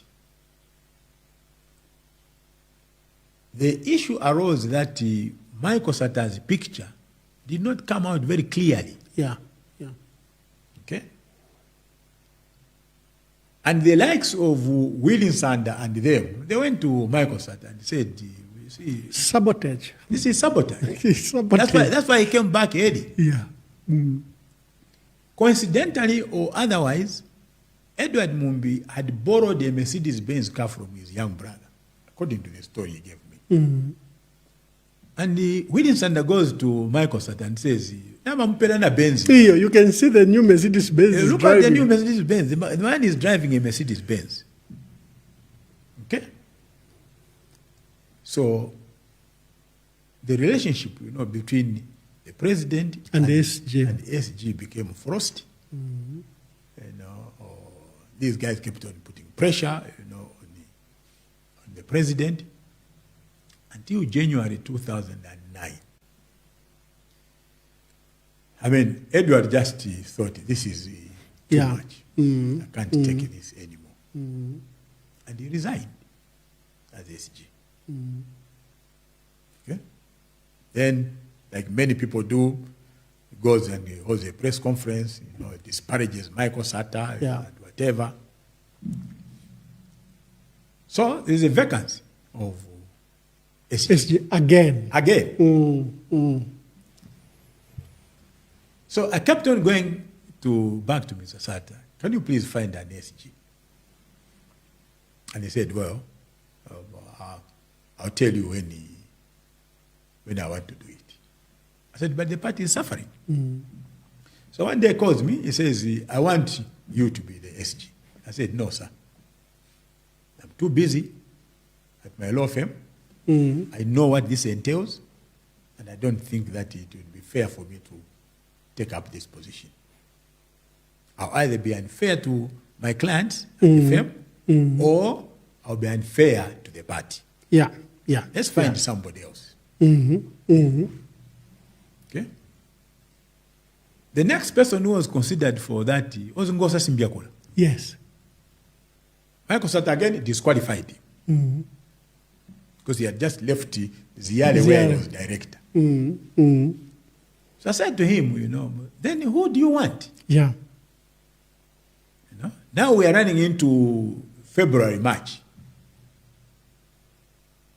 He called me one day, offered me again the position. Yeah. Again, I declined. And that went on up to April. One morning, I don't know what dream we had that night. He just gets to the office and he calls me. He says, where are you? I said, I'm at the office. He says, come over here. So I get to farmer's house.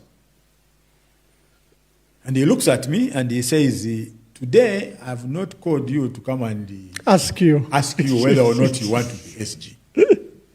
I've called you to come and tell you that I'm appointing you as to inform you. To inform you. And sit there as your letter is being done. Wow. And I remember my answer to him. I said to him, sir, you know that me, I'm your disciple. If that is what you have decided, I said, I will comply. At the time, the party was in turmoil. There was rebellion against Mr. Sata, against some of his members that he had appointed, because by 2006, he had become the largest opposition, displacing the UPND. And then there was this constitutional review mechanism that had started under President Mwamba, spilled over to Rupiah Banda, and then there was this rebellion of MPs. So you found the party in turmoil. Yeah, I don't know whether turmoil is the word, but I can tell you that at the time when I assumed the position of Secretary General, I didn't find any record of any kind. I didn't find any minutes of any Central Committee meeting. Yeah. Okay?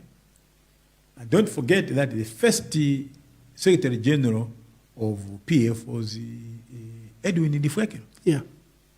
At the foundation, yes, in 2001. Yes. And then Guy. Okay? And then Chimumbwa. And then Edward Mumbi. So there were 4 SGs before me. So I found that very strange as an administrator. Yeah. That I could be charged with the responsibility of running an organization without records, without any form of record. Okay, and when there was a by-election, Michael just gave instructions: go and pick this one, or go and find this one. You know? So I started putting the part in order first. The real secretariat. The real secretariat in terms of record keeping. I started sending out agendas for Central Committee meetings. I started writing reports for the president and for the SG.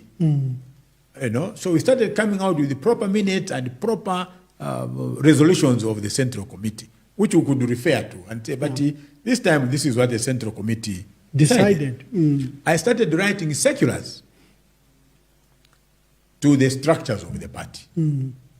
I designed what you have now as the official party register of the party. I designed that form. Okay? I prepared the electoral regulations that are in use now. For internal party elections. I prepared the disciplinary code. Because I said, members need to know, when they are transgressing. The code of conduct. Yes, there must be a code of conduct. Otherwise, this will be about whom you like and whom you don't like. Okay? So I designed all that. I put all that in place. So the issue of the internal rebellion was actually a sad one. Yeah. Okay? Because we had a Central Committee meeting. It was before I was appointed the SG then. Okay? That was just in the post-2006 elections. And then the NCC had started sitting. The Parliament had passed the legislation. I remember that meeting, Ambassador, very, very vividly. It was held at the Blue Nile. Yes. Opposite the UNDP. Yes. Yeah. And if I'm not mistaken, it was the first meeting for me to attend of the Central Committee. I remember an incident in that meeting. When I walked into the meeting, slightly later than the meeting having been called to order, I found the Chishimba Kambwili standing in the corner. Okay? As if he's at a military barrack. Now, that morning, there was an article, I think it was in the Post newspaper, quoting Kambwili saying that PF must go and attend the NCC. So Mike was very upset with him. Yeah, because Kabila at the time was a member of parliament for Ron. Yes. Michael Sata was very upset with him. So in his usual style of intimidation, and he tells Kabila standing in the corner there. Now Bamana Bakambuida.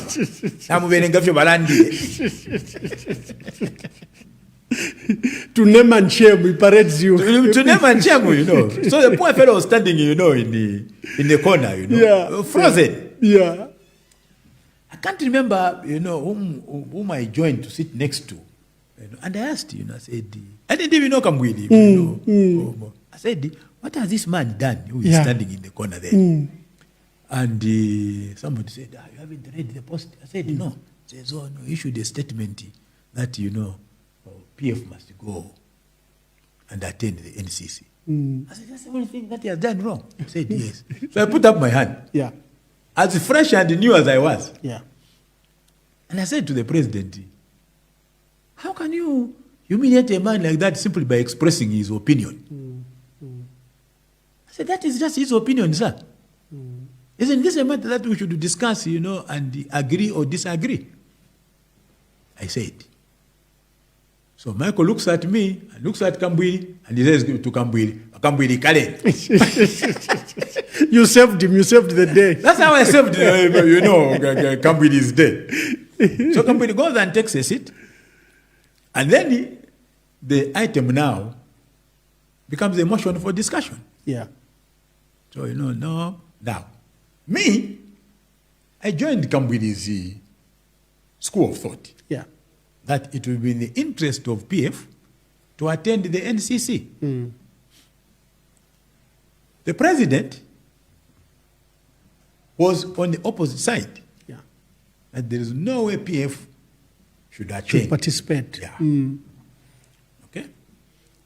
So in the end, to break the ice, Michael Sata says, then we must vote. So I said, okay. So somebody was given, I can't remember who it was, but somebody was given, you know, to cut pieces of paper and write yes or no. Yes, yes. Small pieces of paper. To be like ballots. Yeah. To cast your ballots. Yes. Then they found the improvised kamaboxi, you know, somewhere in the corner. So when they came to me to give me that piece of paper, I refused. I said, I'm not voting myself. All of you here know my position. So I'm not voting secretly. I said, I've already said what he... So they came to the president. Michael Sata says, I'm also not voting because you know my position. The two of you were at polar opposites. Stood apart. Yeah, yeah. So everybody voted. When the results came out, they know Michael Sata's camp had won. Those of us who said yes had lost. What disappointed me is this, that same day, I think in the afternoon, Peter Machungwa and others, they go and hold a press conference and say during this press conference that Michael is a dictator, he bulldozed the meeting, he intimidated everybody, and for us, we don't agree with the decision of the Central Committee, so we are going ahead to participate or attend the NCC. And I remember they brought that clip on ZNBC, and I said to myself, no, this is not right. Yeah. And this is not fair. If I had not attended the meeting, Ambassador, I was going to believe him. I was going to believe these guys. I said that meeting was subjected to a vote. So these guys are bad Democrats. They think that democracy is must go only their way. Must only go their way. If it goes the other way, then it's not democracy. Okay?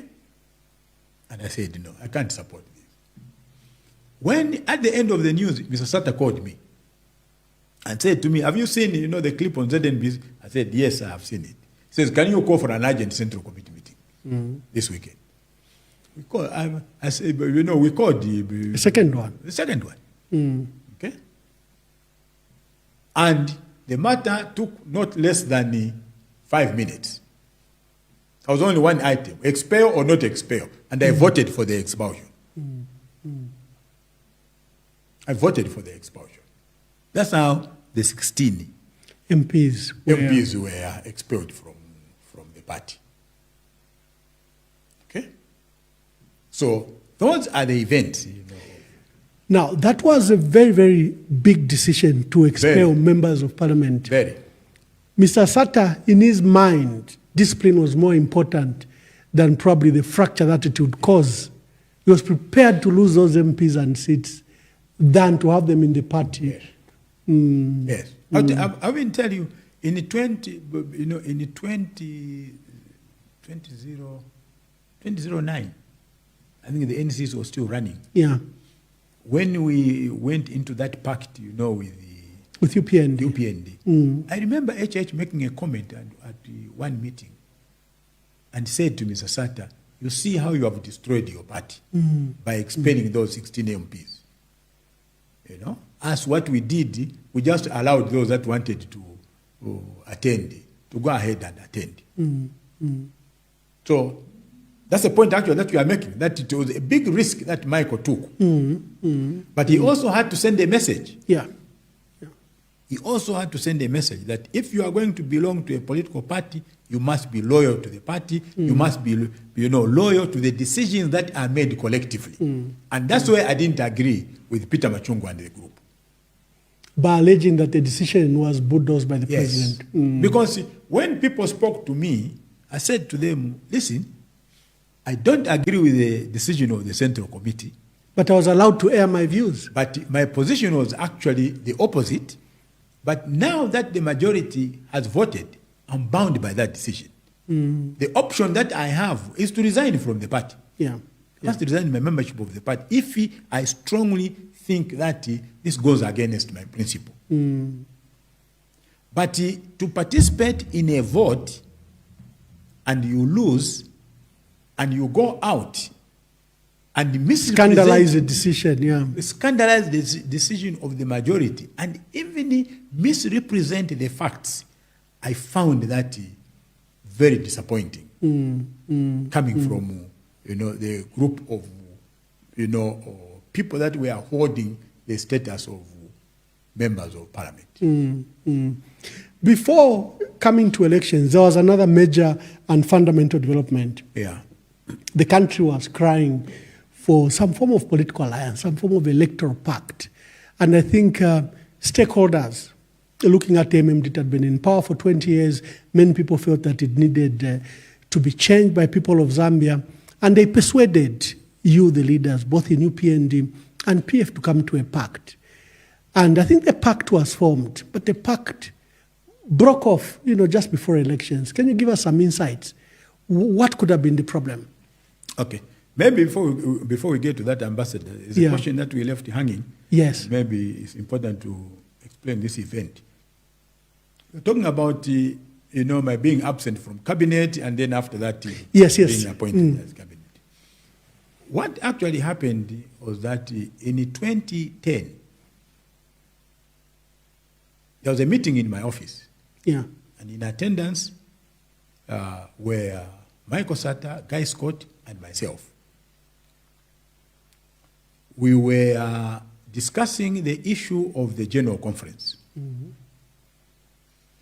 At the end of that meeting, I said to President Sata, he actually got up, all of us got up to leave. And then I said to Michael Sata, will you give me a moment with you? There's something that I need to discuss with you. And he said, you don't want Guy to be part present? Of that? I said, no. If we could excuse Guy. So Guy left. So Sata went back and sat in the chair. Yes. And I said to him, look, I have this strong instinct that PF will win the election next year. That was 2010. It was about October. And I said, I want to make a request to you. And he said, what request do you want me to grant you? I said, when PF wins, not if, but when it wins next year, please, I would like to be excused from serving in the cabinet. Okay? But if you so deem it right, I can continue as Secretary General of the party. And I said to him, I'll tell you why I'm asking you for this favor. Yeah. I said, firstly, I've got my daughter who is doing a law program at the University of Manchester in the UK. And I said, the economy in the UK is very bad. The fees keep on going up. Yes. And I don't think that I can make money in government, even as minister, to finance my daughter's education. So that's one reason why I want to continue practicing here. I said, here, I can make the money. I don't think I can make that money in government. Yeah.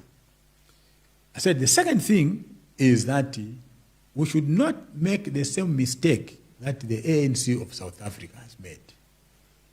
By winning an election and then get everybody into government and leave the party as a shell. To suffer. So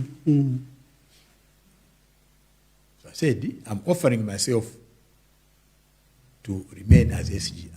I don't want even the safest seat as MP.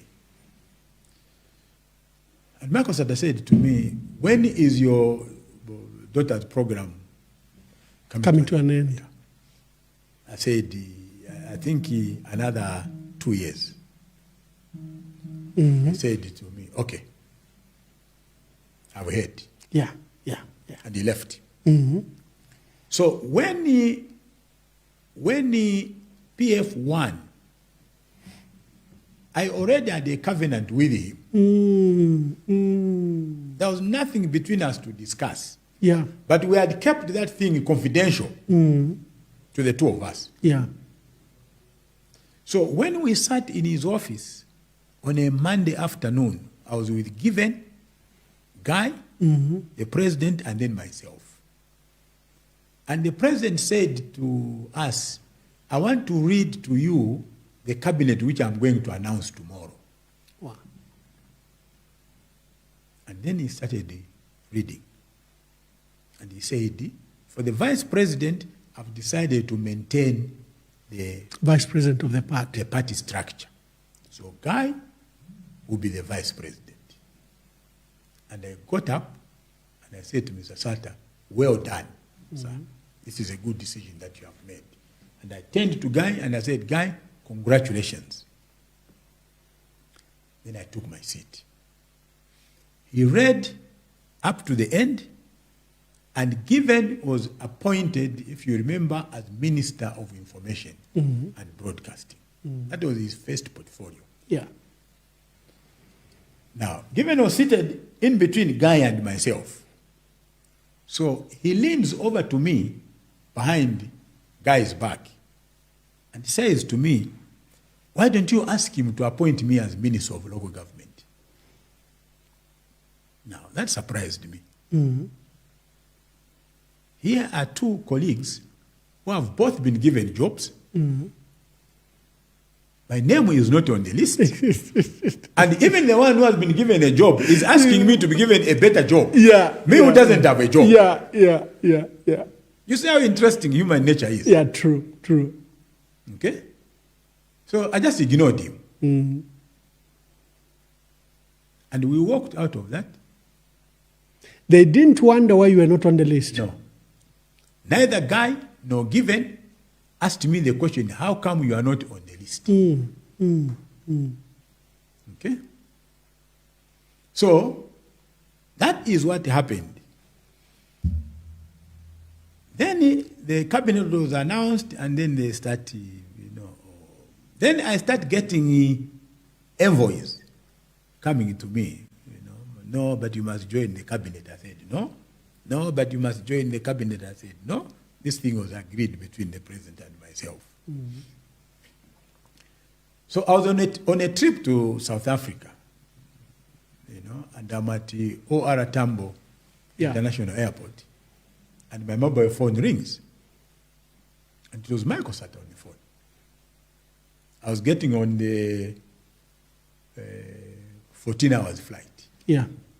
And he says to me, "Can you come to my office now? Because I've fired Sebastian Zulu." Who was the Minister of Justice at the time? The first Minister of Justice. This is a year later. This is in That's September. a year later. That's in September 2012. So I said to him, it's not possible for me to come to your office now because I'm in South Africa. Yeah. I'm actually at the airport now, waiting to board the plane to fly back home. I'll be there in the next 2-3 hours. Yes. So he says, you must be in my office tomorrow at 8. So I said, okay, sir. Typical of Michael, 8 hours sharp, my phone rings. Where are you? I said, I'm just by the corner here. Yeah. And he says, listen, I know where your house is. There's only one corner from your house to State House. How many corners do you have? Yeah. Oh, he meant your house on Independence On Independence Avenue. Yeah, on Independence Avenue, yeah. So I get there about 8:05, and he says to me, I've appointed, first he says to me, I've been sending friends, your friends, to come and talk to you about joining the cabinet.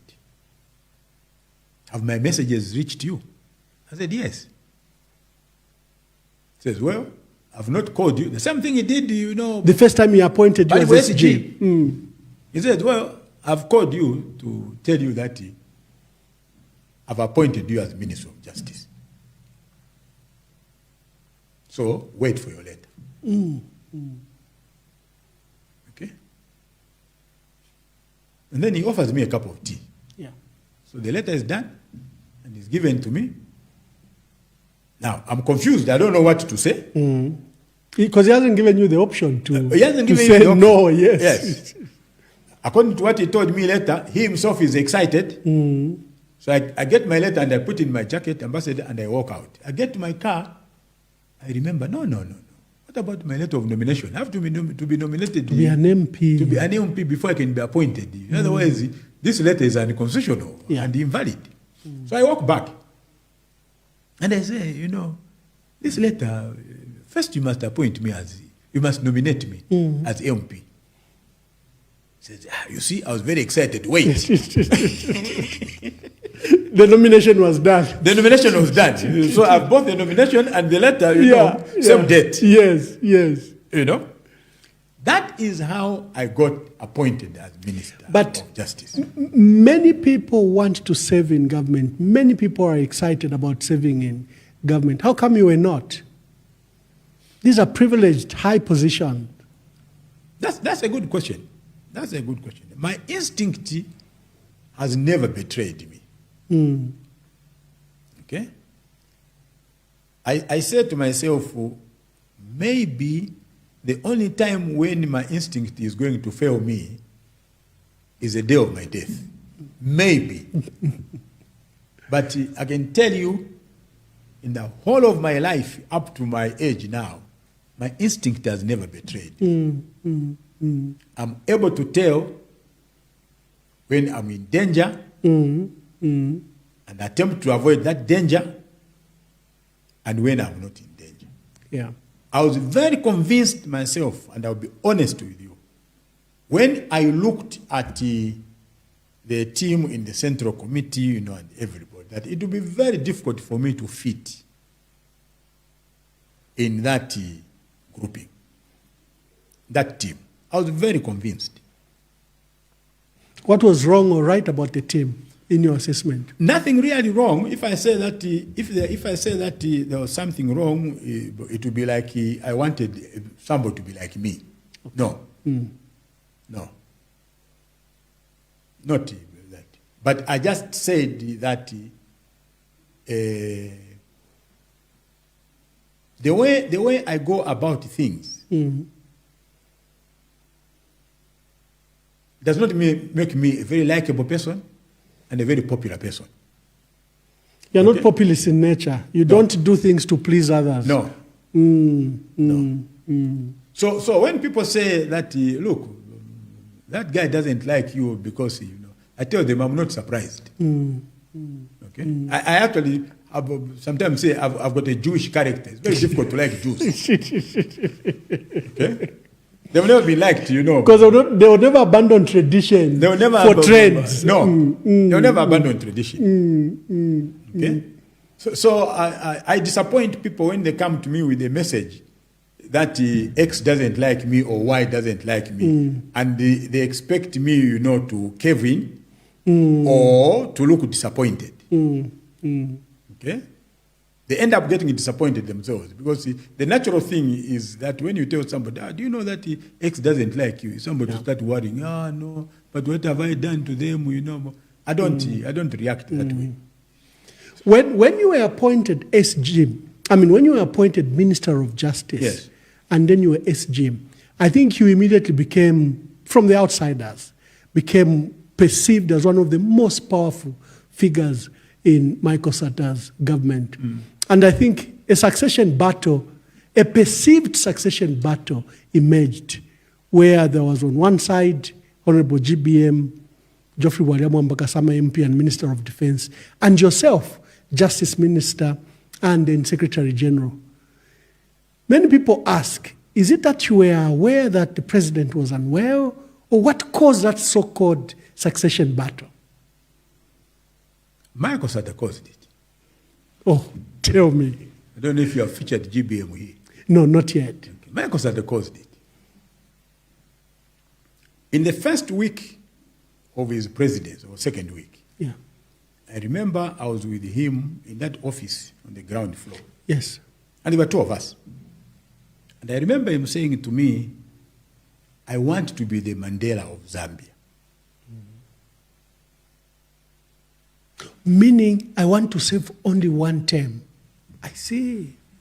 His own words. And I said to him, it is too early, sir, for you to say that. That was my reaction to that statement. And he said that more than once to me. So, as we went along,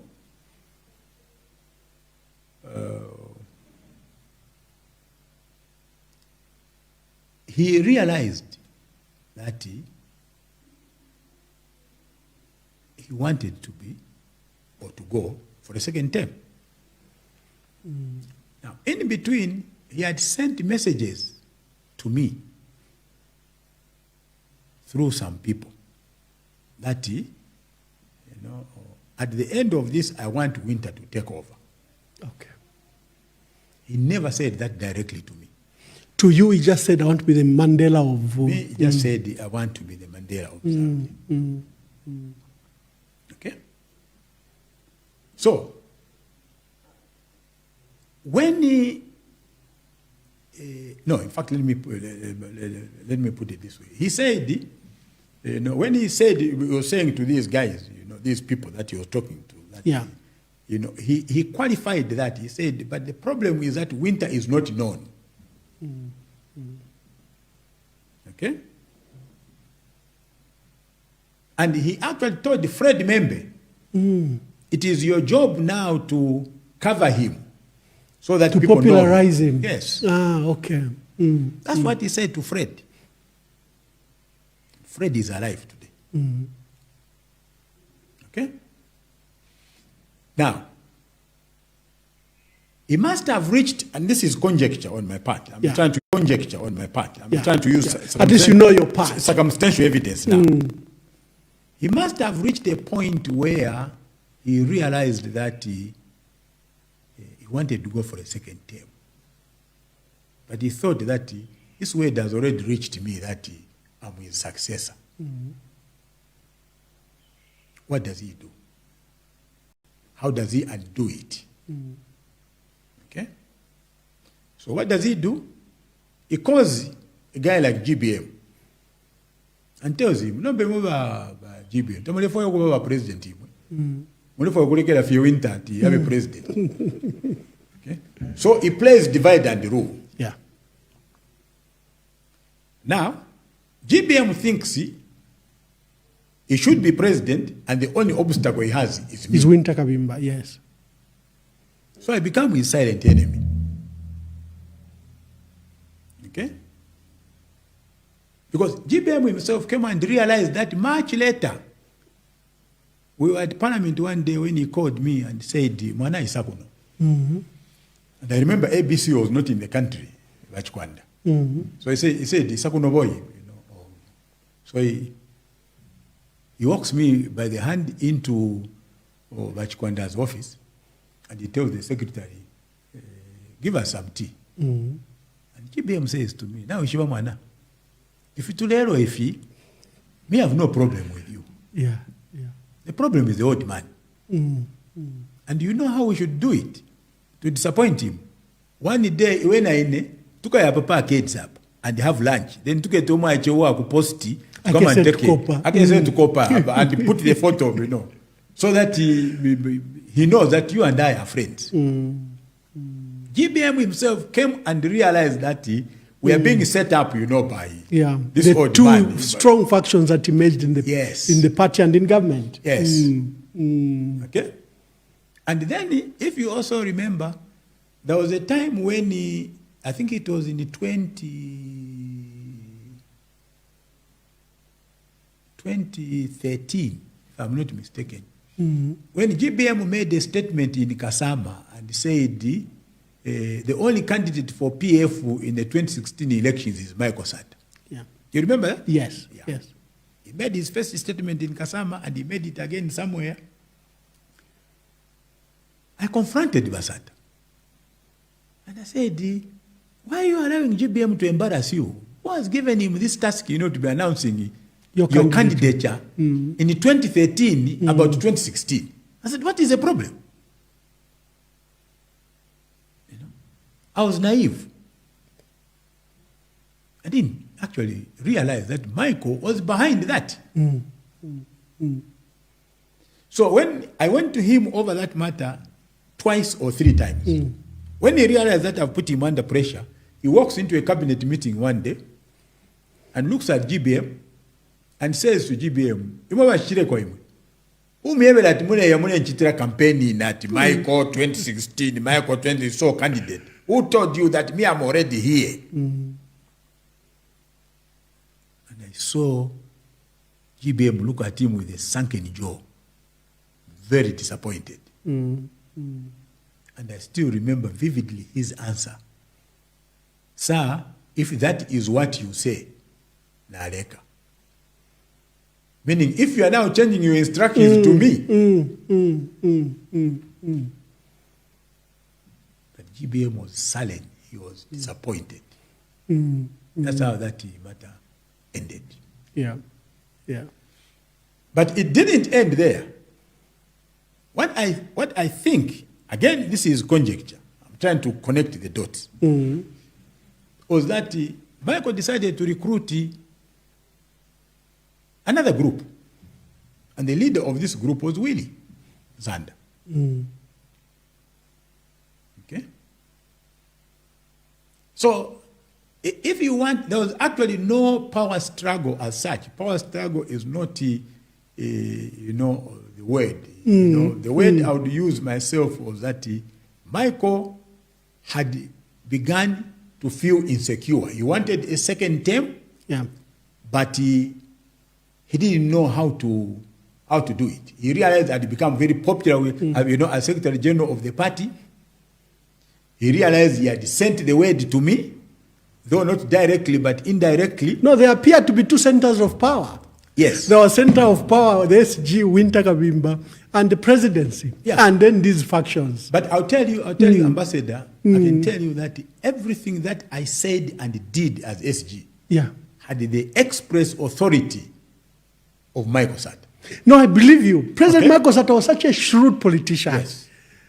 There was nothing that I did. If I wanted to travel to Kitwe, I actually wrote to the president. I didn't even get it verbally. I wrote to the president. And he wrote back to me. And I waited until I've got a response from him for me to do what I wanted to do. Which brings me to this point, Honorable State Counsel. Your dismissal. Yeah. It was such a shock. Because I think it was foregone conclusion. GBM had resigned as defense minister, and I think he was a diminishing figure at the time. You were like the man who remained standing, other than President Michael Sata. Of course, at the time, he was unwell. Then we're greeted by this surprise dismissal. Did you know what caused it? Do you know in hindsight what it could have been? Or was it still related to the same succession struggle?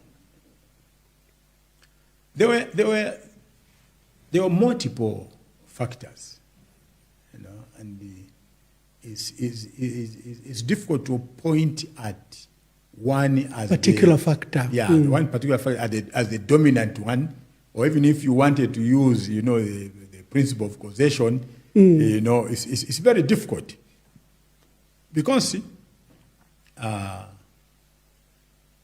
the old man was ailing. Yeah. Okay? But one thing that I saw with Michael Sata was that he didn't think or believe that his ill health would actually claim his life. Okay? I don't think that he was an eternal optimist. Yeah. Yeah. He didn't, he didn't think, and I interacted with him, on almost a daily basis during that time. Even during that difficult period, yes. Yeah. It was a very difficult period, I remember one time when I was just with him and I looked at him in the face and he looked at me and he looked down and I felt tears in my eyes.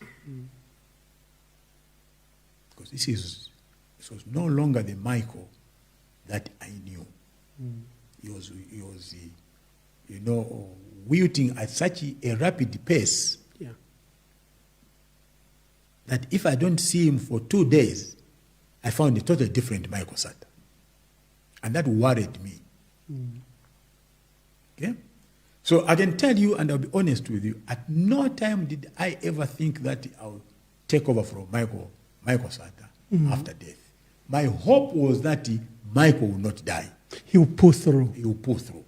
That was my hope and my prayer. Okay? So when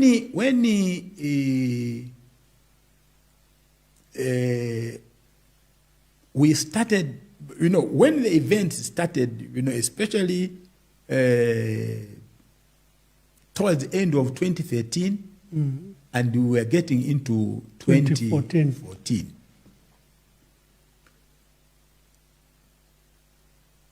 It was clear to me, or it was becoming clear to me, that the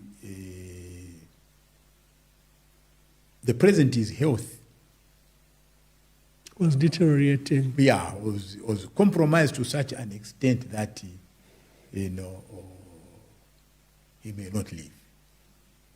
I didn't know what was wrong with him. He never discussed it with me. But just my close association with him during that period. And you had known him for 30 years or so. Yes. It just depressed me. Okay? There was one day, I can tell you this because you want me to, he walked out of the bathroom, his bathroom there, and his fly was down. And there were people in the office. So I had to go around the table and go and pull the fly up. Can you imagine how I felt? Can you imagine the feeling of, me being around this man who is looking so helpless and yet was so vibrant from all these things that I've told you about the flyover bridge and whatever. Yeah. Michael epitomized to me, a man of great strength, shrewd politician, skilled and a man of the people.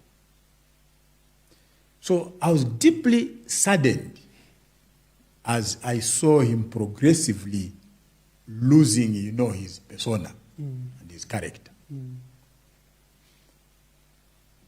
But I think others took advantage of that. I think others took advantage of that. There has been this talk, that when he left me to act as the president, I heard Laura meet, in one of her video clips, do you remember what Wynter did when he was left acting as the president? That you held the big party, took a motorcade to your farm and held the big party. Okay, ridiculous. Please clear to our people, these false assertions. Yes, false, assertions. Okay. George Bernard Shaw says, beware of false knowledge, because it is more dangerous than ignorance. True, okay? True. Beware of false knowledge, because it is more dangerous than ignorance. Because ignorance is bliss. You really just don't know. Yes. So I asked myself, what is it that I did? Because even that appointment, Betha is alive. Yeah. One of the secretaries in the president's office. I had refused to take it up. I was at Parliament, and I was going to see the president. I can't remember what it was a Friday afternoon. Can't remember exactly what I wanted, and I told my driver, let's go to State House. When I got to State House, the president said to me, you have done well to come. I said, why? He says, okay, wait a minute. He calls Betha. He says, that letter of acting appointment to Dr. Kasonde, have you dispatched it? And Betha said, no, I still have it. He says, no, cancel it. I want this man to act. As president? Yes. He was leaving that evening. Okay? And I said to him, no, sir. You have already made the appointment. Allow Dr. Kasonde, to act. Who was Minister of Health. Yeah. Who was Minister of Health, Joseph Kasonde. And he looked at me, he says, who are you to tell me whom I should leave to act? Are you the president? And Betha was standing right next to me. And I said to him, I'm not the president. All that I'm saying is, please let that decision that you have made to go. So he changed the topic. Yeah. Okay? When I left and I went back to Parliament, around it was Friday afternoon, so in the afternoon I was in the office. Yeah. So around 16 hours, I called Betha.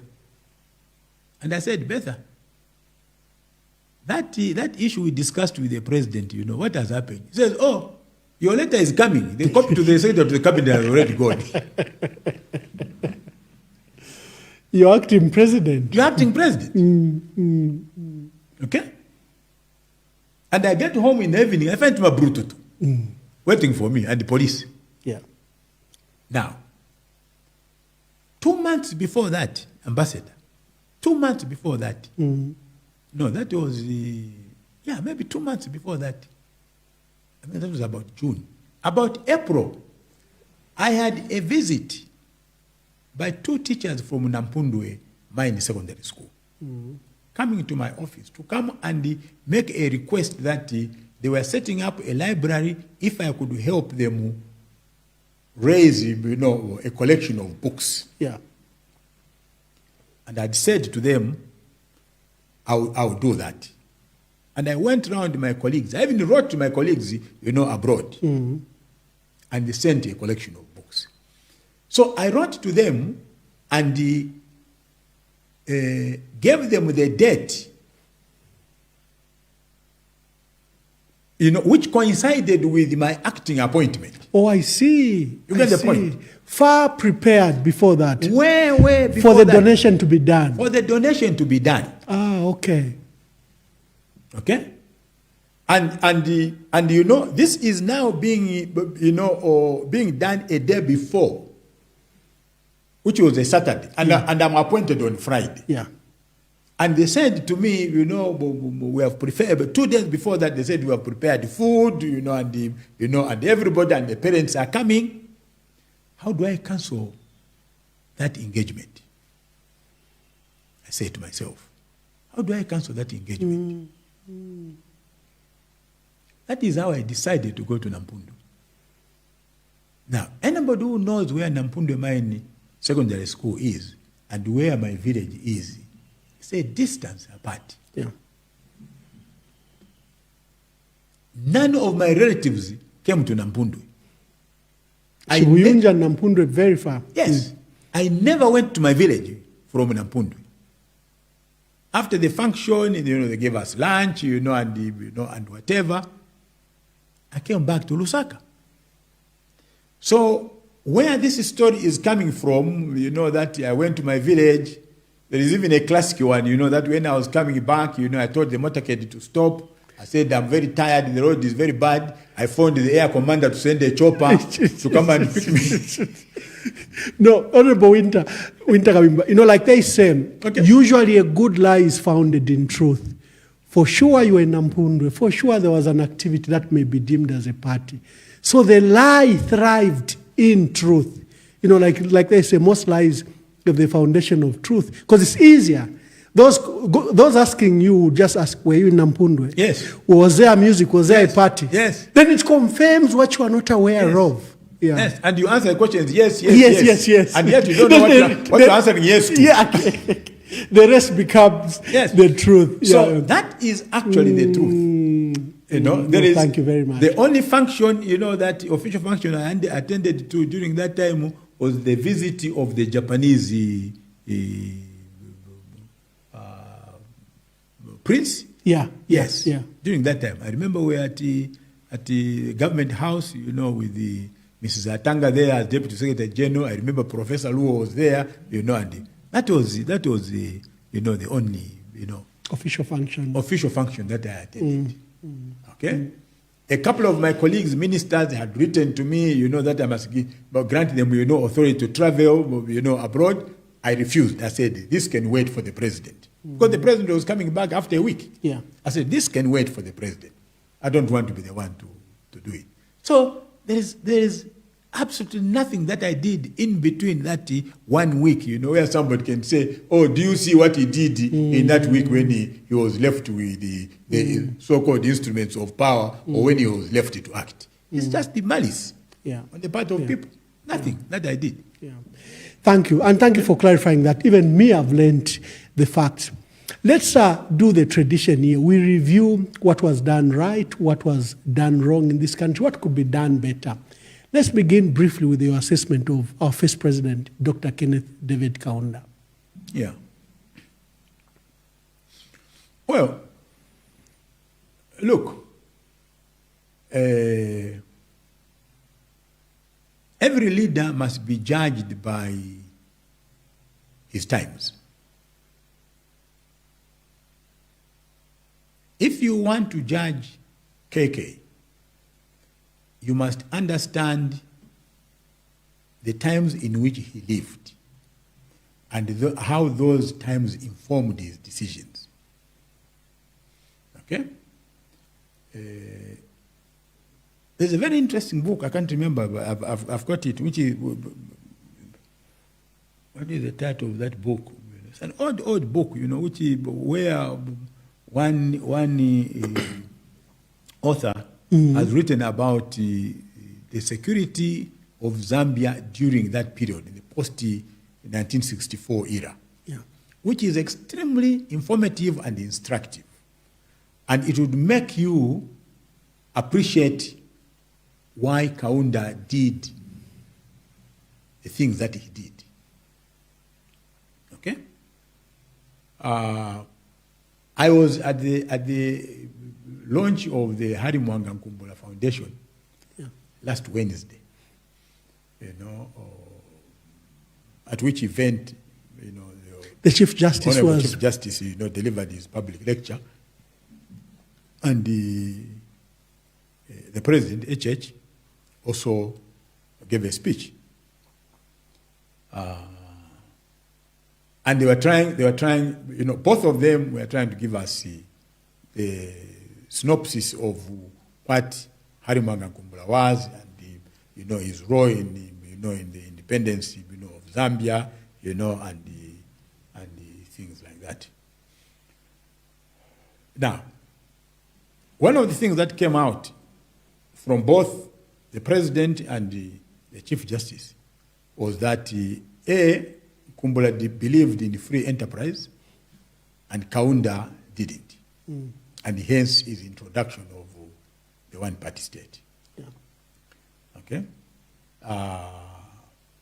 that Hari Mwanga Nkumbula believed in multi-party politics, and Kaunda didn't, and hence his introduction of the one-party state. I have a totally different view to that. Different view. Okay?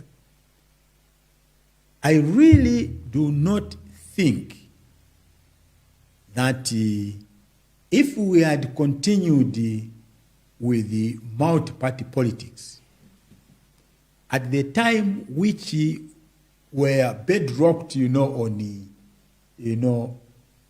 our ethnic backgrounds and functions, I don't think that even the little that we are talking about today in terms of national development would have occurred. I don't think so. I could be wrong, but this is my view. The multi-party nature of politics were fracturing our country, yes, the national unity of our country. Yes. They still do today. Correct. Okay? They still do today. So you can imagine would have lost 1973 to 1991 is how many years? 17 years. 17 years. We would have lost 17 years of that period, completely thrown down into the Kafue River. Because Kaunda, immediately after independence, he managed to build the University of Zambia. He managed, even during that era of the one-party state, to build, secondary schools in all the districts. He managed to build, district hospitals in all the districts. Okay? He managed to build so many things, and all that was coming from the revenue in the mines. The people that we are rushing to today, Again, if you read this book, Zambia Security, I wish I'll send the title to you. Yes, sir. Later. If you read that book, even the World Bank had refused, to give Kaunda a loan to construct the Kariba Dam. Yeah. The World Bank had refused. The Tazara. They had refused. They refused to, give money to Zambia and Tanzania to build the Tazara railway line. Okay? They wanted, Anglo-American to be paid an arm and a leg for their interest in the mines. Yeah. Okay? The British were actually telling Anglo, don't accept this offer. You must be paid so much. In the South, the guy had the Foster regime, hostile to Zambia. In the neighboring country, he had Ian Smith with the UDI. Yeah. Okay. In the West, he had the Portuguese, running, both Mozambique and Angola. Both Mozambique and Angola were West and East. Namibia was being run by the South Africans. Namibia was being run by the South Africans until it was given back to the UN, under mandate of the UN. Yeah. So, And Botswana was a conservative government. Extremely. They didn't want to participate in volatile politics. Extremely. Same as in Malawi. Yeah, and Malawi, yes. Same as Malawi. You remember the incident of Frelimo freedom fighters, that is strayed, because of the porous boundaries between Mozambique and Malawi. They strayed into Malawi, and Kamuzubanda got them and handed them over, back to the Portuguese. And all of them were executed. Yeah. Which Zambia could never have done. So we have to understand Kaunda's period. That he took decisions in the interest of the country. That the one-party state, could have ended in the way it ended, but it still served the interest of the country, in my view. Honorable Kabimba, I found a book, I hope it is the one, but there's a book by Professor Bizek Jube-Piri from the University of Zambia that says Zambia's national security agenda in the era of the Cold War, military engagement and military diplomacy. No, it's not by Bizek Piri. Okay. It's not by Bizek Piri. Okay. I'll give you that one. Okay. It's a Muzungu lady who wrote that. Yeah. Okay. So we need to understand Dr. Kaunda's, like you said, these decisions, some might appear dictatorial, but they were in the interest of the country. Yes. Like the formation of the one-party state, which, by the way, was a philosophy that was being employed by other countries. Nyerere, I think, was the one to enact the one-party state. For him, he even proceeded to abolish chiefdoms because he found them divisive. And then other countries, Uganda and others, also followed up by abolishing multi-party state that he had found at independence. Yeah. Yes, I think even as we become judgmental about these matters, and this is what I find very, very unfair. I don't know whether it is by accident or by design. This issue of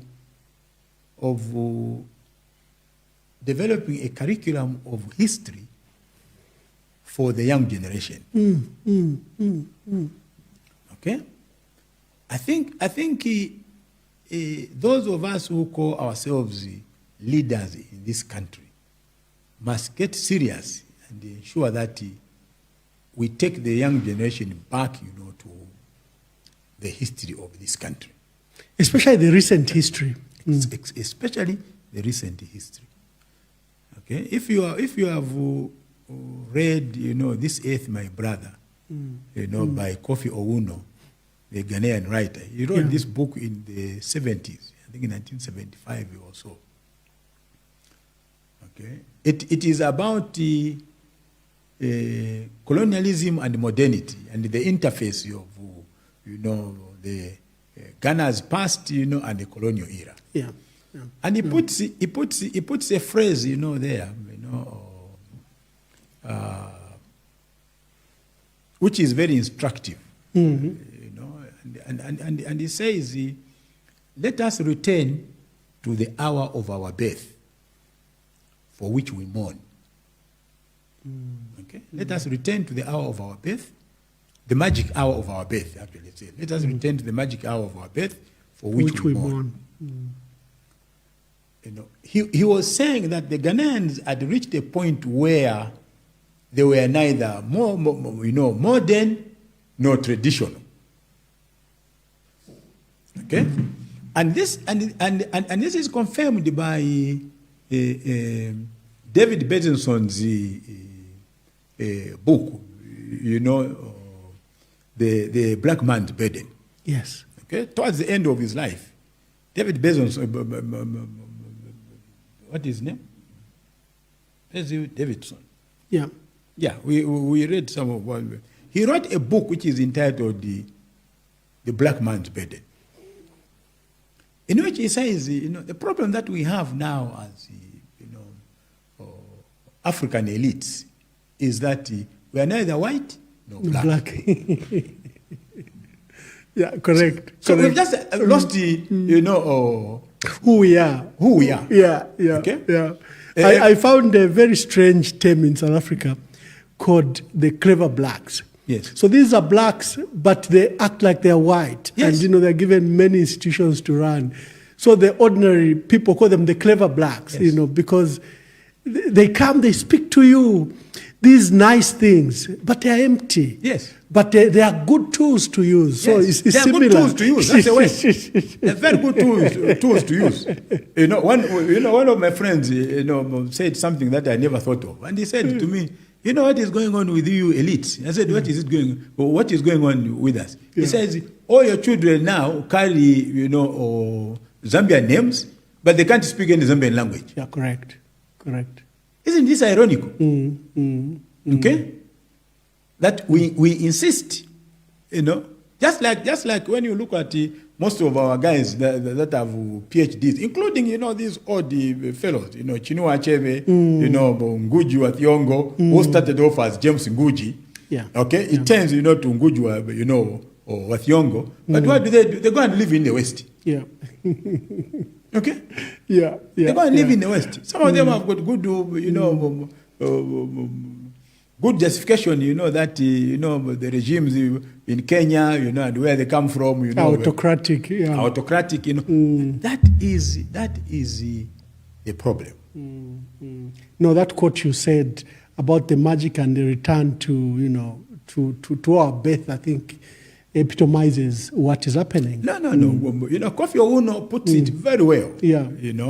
Because in the chapter or paragraph where that line is, he is told by somebody. He said, no, but look at those traditional village headmen that are seated there. Yeah. They're actually trying to resolve the problems of our community. He says even them are already gone. They have been swallowed, up by this colonial appetite of trying to be Muzungus. Is that very far from where we are today? No. Yeah. No. Correct. So what are your reflections on Frederick Chiluba? FTJ was also a man of his time. Okay? I'll start by giving an example of Tanzania. Yeah. In Tanzania, the reason why Nyerere retired, or one of the reasons why he retired in 1985, I think, was that he didn't agree with the IMF. And Nyerere was very intransigent. Yeah. He didn't agree with the IMF program, and He was much more practical than KK. Okay? And this gives you the distinction of two leaders who approached exactly the same problems. Circumstances, yes, but acted differently. But acted differently. Okay? Kaunda was obstinate that he didn't want the IMF, but he would remain in power.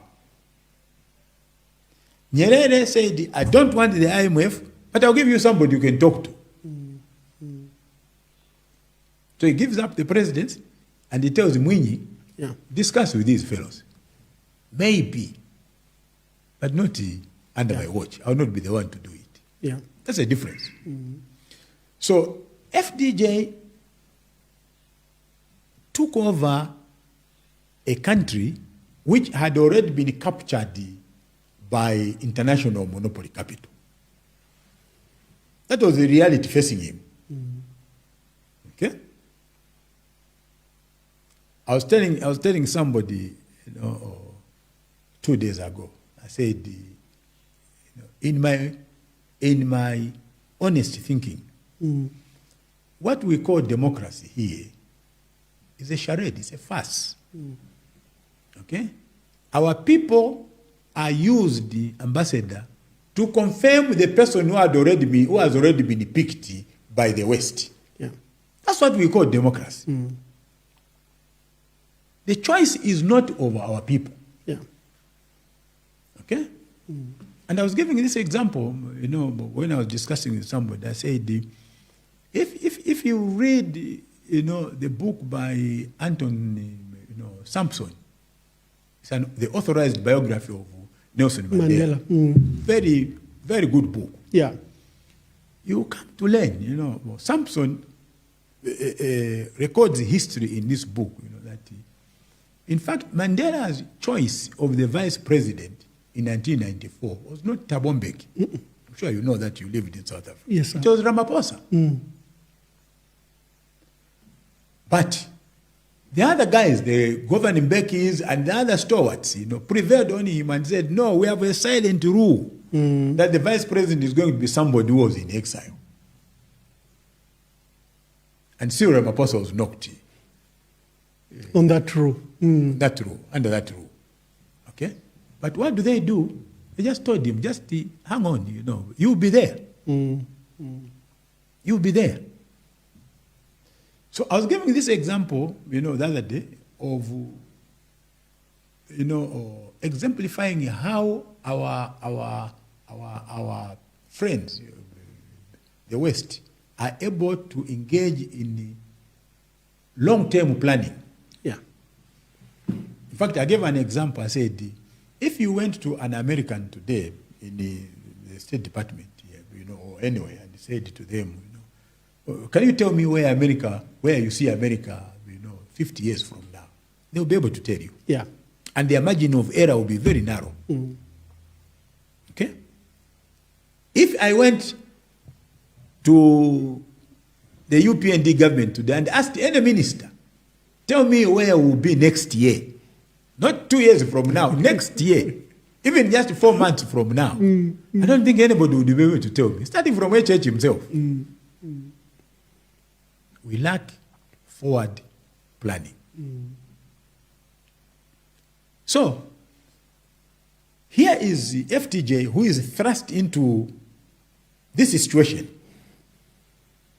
which has been molded by these forces. Yes, these forces.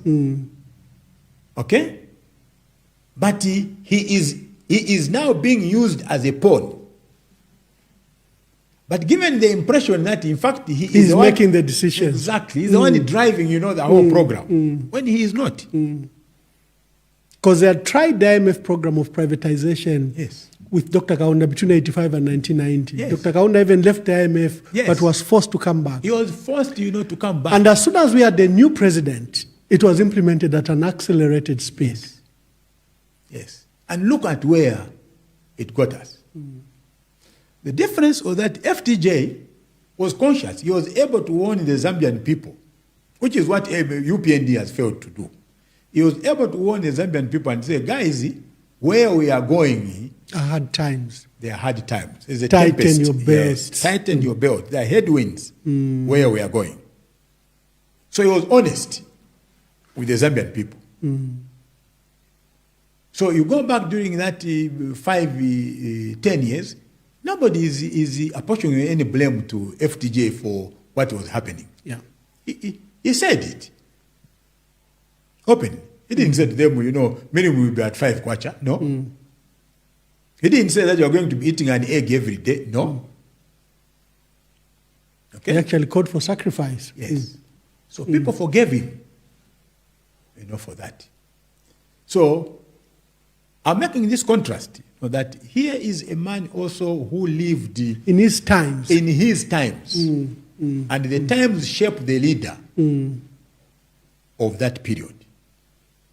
That's FTJ. Yeah. So he could have made his own, you know, his own errors, but the times dictated that he moves east and not west. And he had no choice in the matter. Levi Mwanawasa. Levi's era is very difficult to judge because of the short period that he was a president.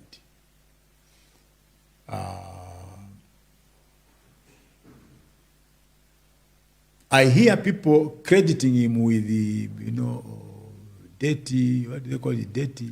Yeah, the debt write-off, the debt forgiveness that occurred. Yes, the debt, you know, write-off, you know, and say, you know, Levy, you know, but again, that was not Levy's, you know, effort. Correct.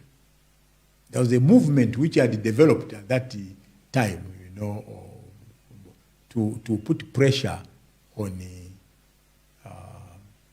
these multilateral institutions that were strangling the economies, So it didn't have to be Levy. It could have been anybody else. The results would have been the same. Okay. The era of Levy also reflects, some kind of order, especially when you compare that with the Chilubas. With the Chilubas, we are coming from, this issue of cadres. There was this culture of cadres which had been cultivated. Levy managed, to clamp that down. So there was some semblance of order. He broke rank with the FTJ culture of cadres, reigning supreme. Okay? But how far he could have gone, I am not sure.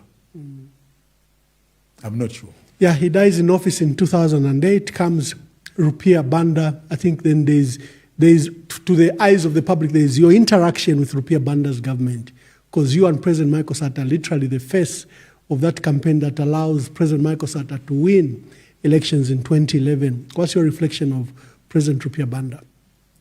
Well, I was privileged to work with both the RB and Michael Sata as governors. Oh, yes, in your early career, yes. yeah.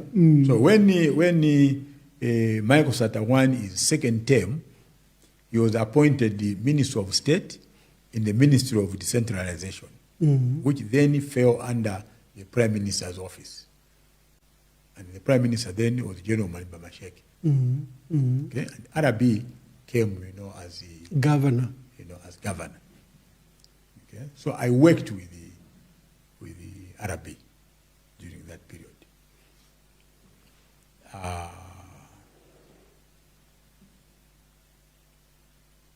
RB was a good administrator, certainly better informed than Michael Sata. But he was not very serious with work. Okay? We used to laugh at the council, that when he went for lunch, or he enjoyed his siesta. So he would sleep up to about 16 hours.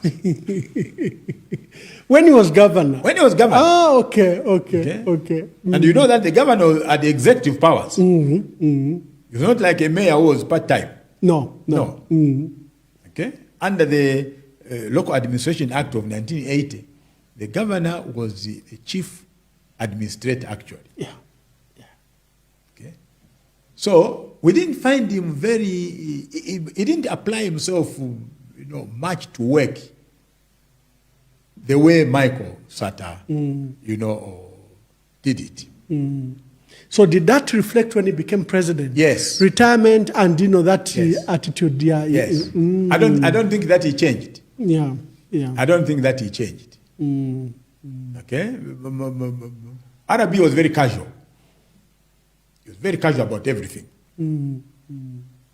Okay.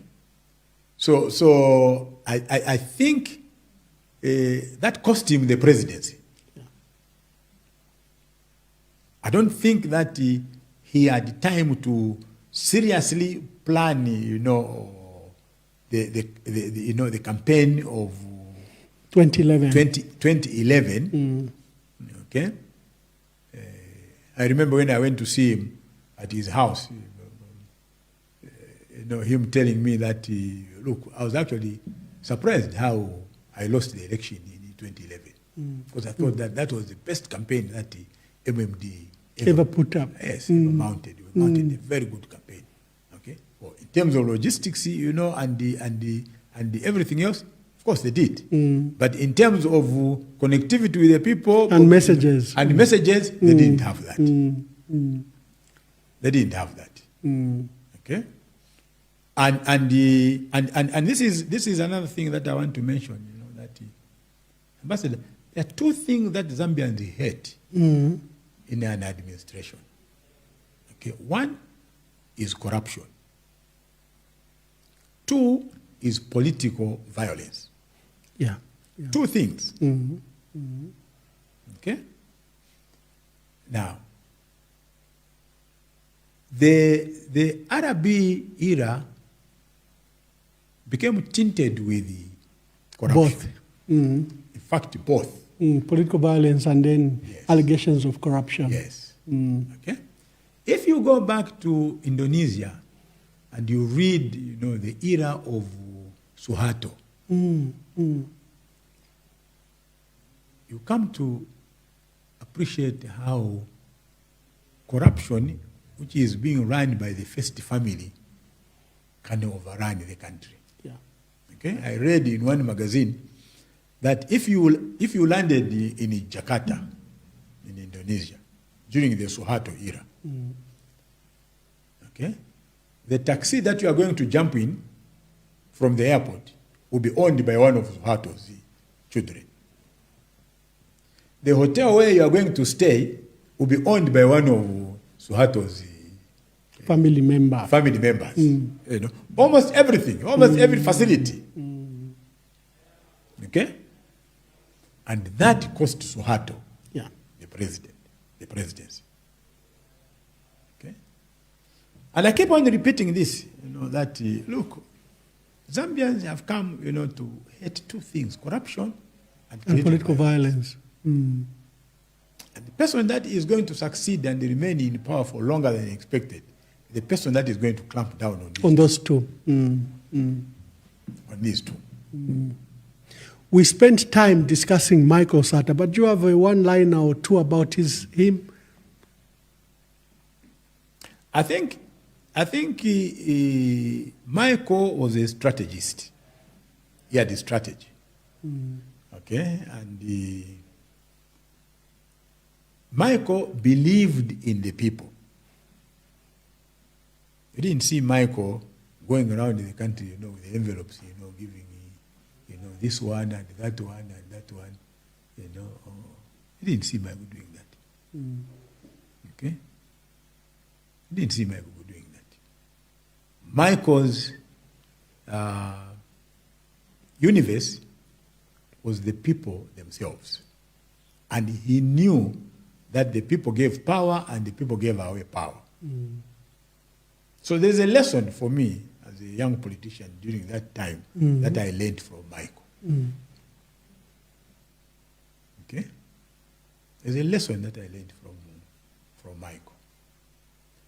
Michael was able to segment, all the stakeholders. And he knew who wielded power and who didn't. And the way I saw his style of politics, he strongly believed in the people.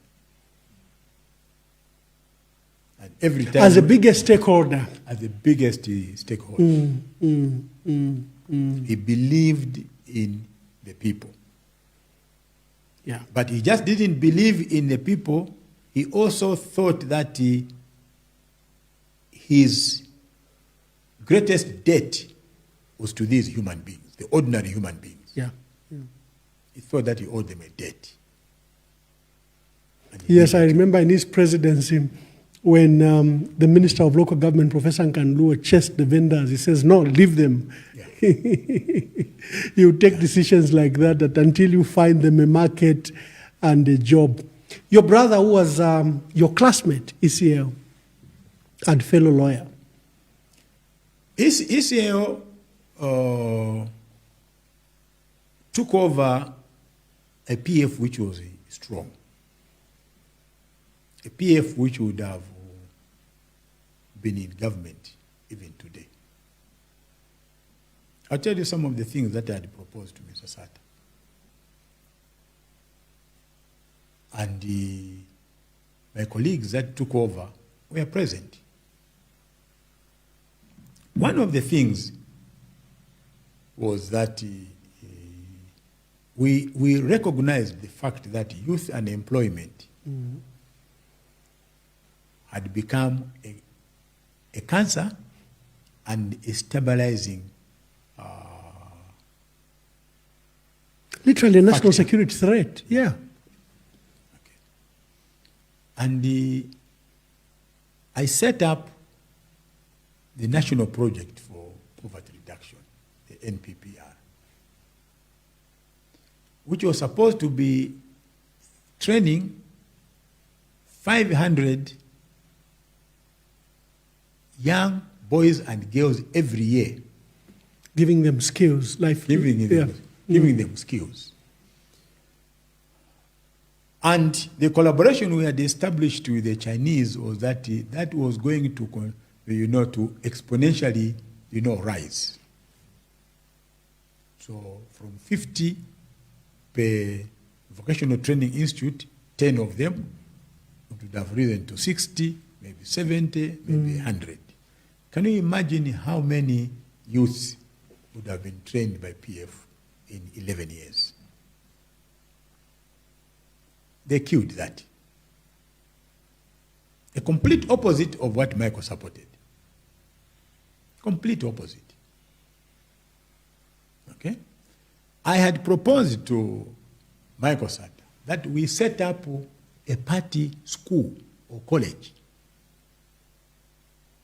And we had gotten into negotiations with the, by motel in Kitwe?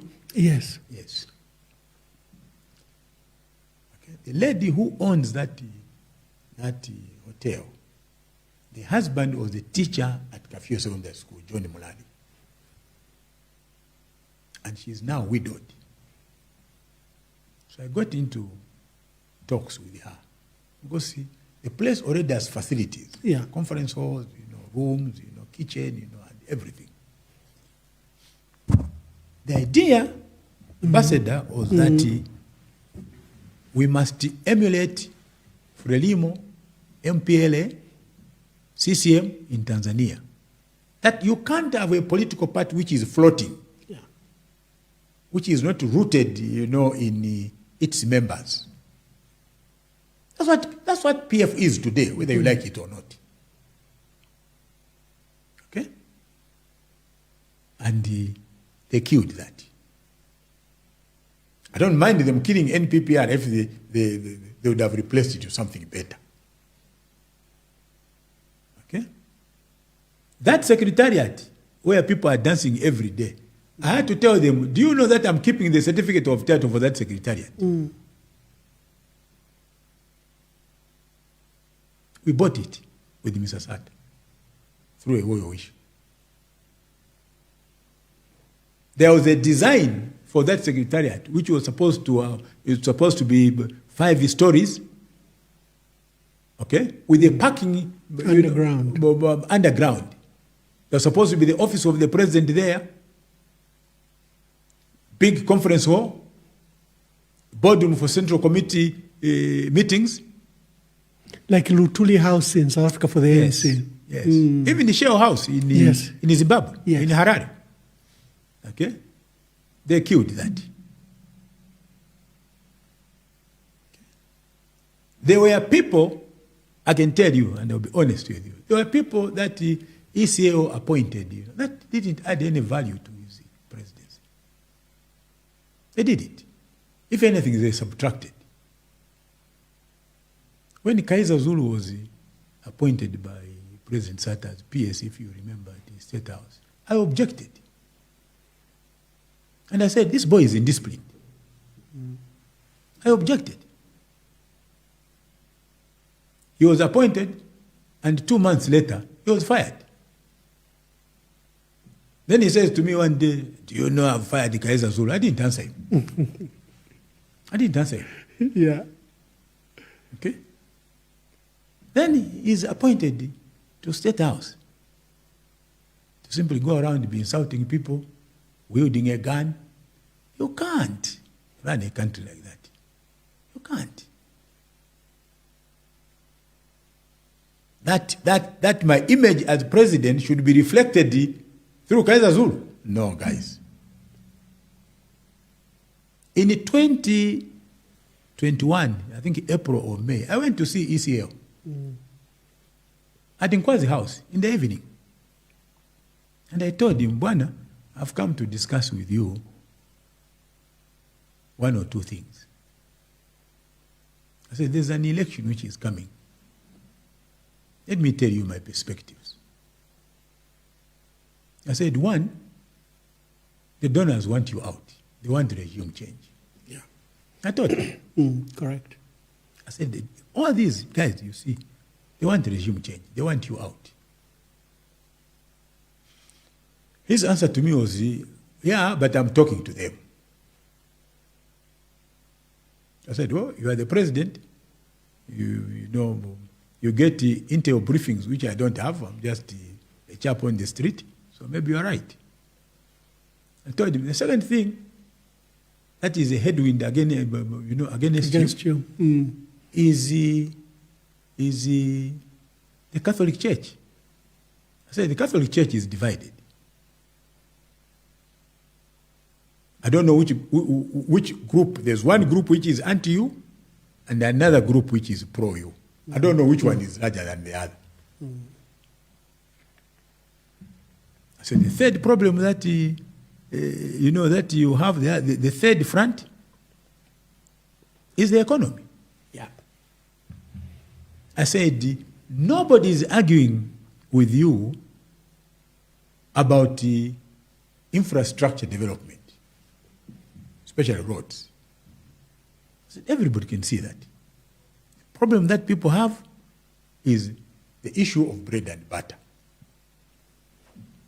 And I gave him an example. I said, it is like your PF is walking east and the people are walking west. Okay? Same comment I made 2 days ago about UPN. I said, you can't argue with a voter. It's like a customer. A voter is always right. Correct. Yeah. Okay? You better be on the side of the voter. You better be on the side of the voter. So if the voter is telling you, I need bread, don't tell the voter, no, but I've given you a pair of shoes. Yeah. Okay? Voter is always right. So I told him, you do not seem to have a message of hope that if people voted for you, you will resolve the issues of the you resolve the issues of bread and butter. Okay? I said, the fourth one is corruption. Perceived or otherwise. I warned him, Ambassador, about these things. I warned him. Yeah. And I said, the last one, I said, you may not want to hear this. Maybe nobody is telling you in your party. It's indiscipline in your party. I said, what PF has done is to alienate people from itself. People have not walked away from PF. You have sent them away. I said, that's what you have done. Through the indiscipline. Now, I'll tell you the psychology of a voter. And I saw this myself from Kaunda's time. Okay? If you remember, during Kaunda's time, he had the likes of Alexander Kamalondo, who was provincial minister on the Copper Belt. Highly, highly ruthless to the people. He had the likes of William Banda, who terrorized Lusaka here. Okay? And the people were crying. The president was deaf, or appeared to be deaf, or acted deaf. So then the people said, okay, how do we then liberate ourselves? The only way we get rid of Alexander Kamalondo is to get rid of his boss. Yes. Good logic. Because without Kaunda, there will be no Kamalondo. Yeah. Without Kaunda, there will be no William Banda. And indeed, and sure, to their word, when Kaunda was defeated in that election, Alexander Kamalondo was immediately arrested. Yeah. And you remember he subsequently died. Yeah. That was the end of the Kamalondo chapter. William Banda actually suffered the deportation. William Banda suffered the deportation. You know? So, same logic, because they are the same voters. How do we liberate ourselves from innocent Kalimanshi? Get rid of ECL. How do we liberate ourselves from Kaiser Zulu? Get rid of ECL. Is the formula wrong? No. Get rid of ECL, Kaiser Zulu is in exile. They get rid of ECL, innocent Kalimanshi is like is in the mortuary. So they've liberated themselves. Yeah. How do we get rid of all these ministers that we are complaining about, that they are corrupt and they are being shielded by the president? Get rid of the president. They will face the law. Yeah. Isn't that what is happening? I was saying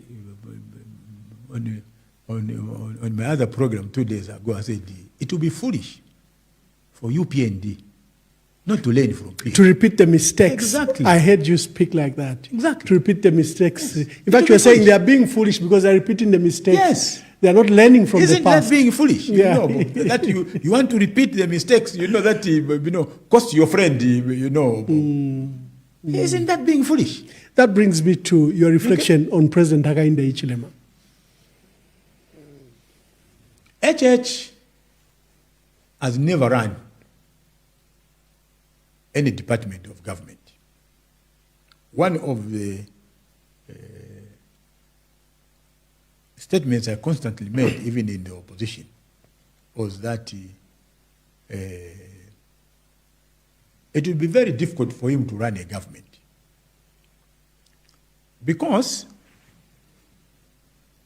government is a complicated machine. Complicated.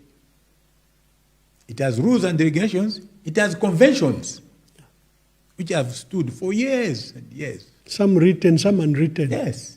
Some written, some unwritten. It has customs. This is how it is done. You can't do it your own way. Okay? So, you are a trustee of the people's power. You are not the owner of that power. Okay? The owners of power are the voters, who are the body of trustees. Okay? There's a story which I read some time back, of a guy who owned an estate in the UK. But he gave it to the board of trustees, to run. So one day he's flying over this estate, and he sees, an old tree, which is almost falling. So he calls the CEO, of the trust. Yes, of the trust. And says, I've seen, a tree in that corner, please, can you cut it down, And the guy answers, he says, well, I have to find out from the board of trustees what they think. But this is his estate. Yeah. Okay? So, then as he himself has no experience, he compounds it by surrounding himself with inexperienced people. There's no witchcraft which you can play, in governance. Either you know or you don't know. There's no middle course. There's no intersection, as they say in algebra. There's nothing. Okay? So he has compounded this problem. Now, by the time he thinks he's learning the loops of how this or the machine art of statecraft. The It time will be of 5 years. Yeah. The voters would have asked themselves, the same question. They asked themselves, from Kaunda, FTJ. It's the same question which they ask themselves. How do we get rid of, the boss? Okay? So all these chaps, now where they're saying, this one is corrupt, and he's quiet. This one is corrupt, and he is quiet. This one is corrupt. They've learned a lesson now from PF, that if you get rid of the president, then all these chaps we are calling corrupt will be arrested, and they will face the law. That's a lesson they've learned. Yeah. So they'll use the formula. Okay? So, I don't know how much time he has to make amends, but he's heading towards trouble, in my view. But let me put it like this, Ambassador, that,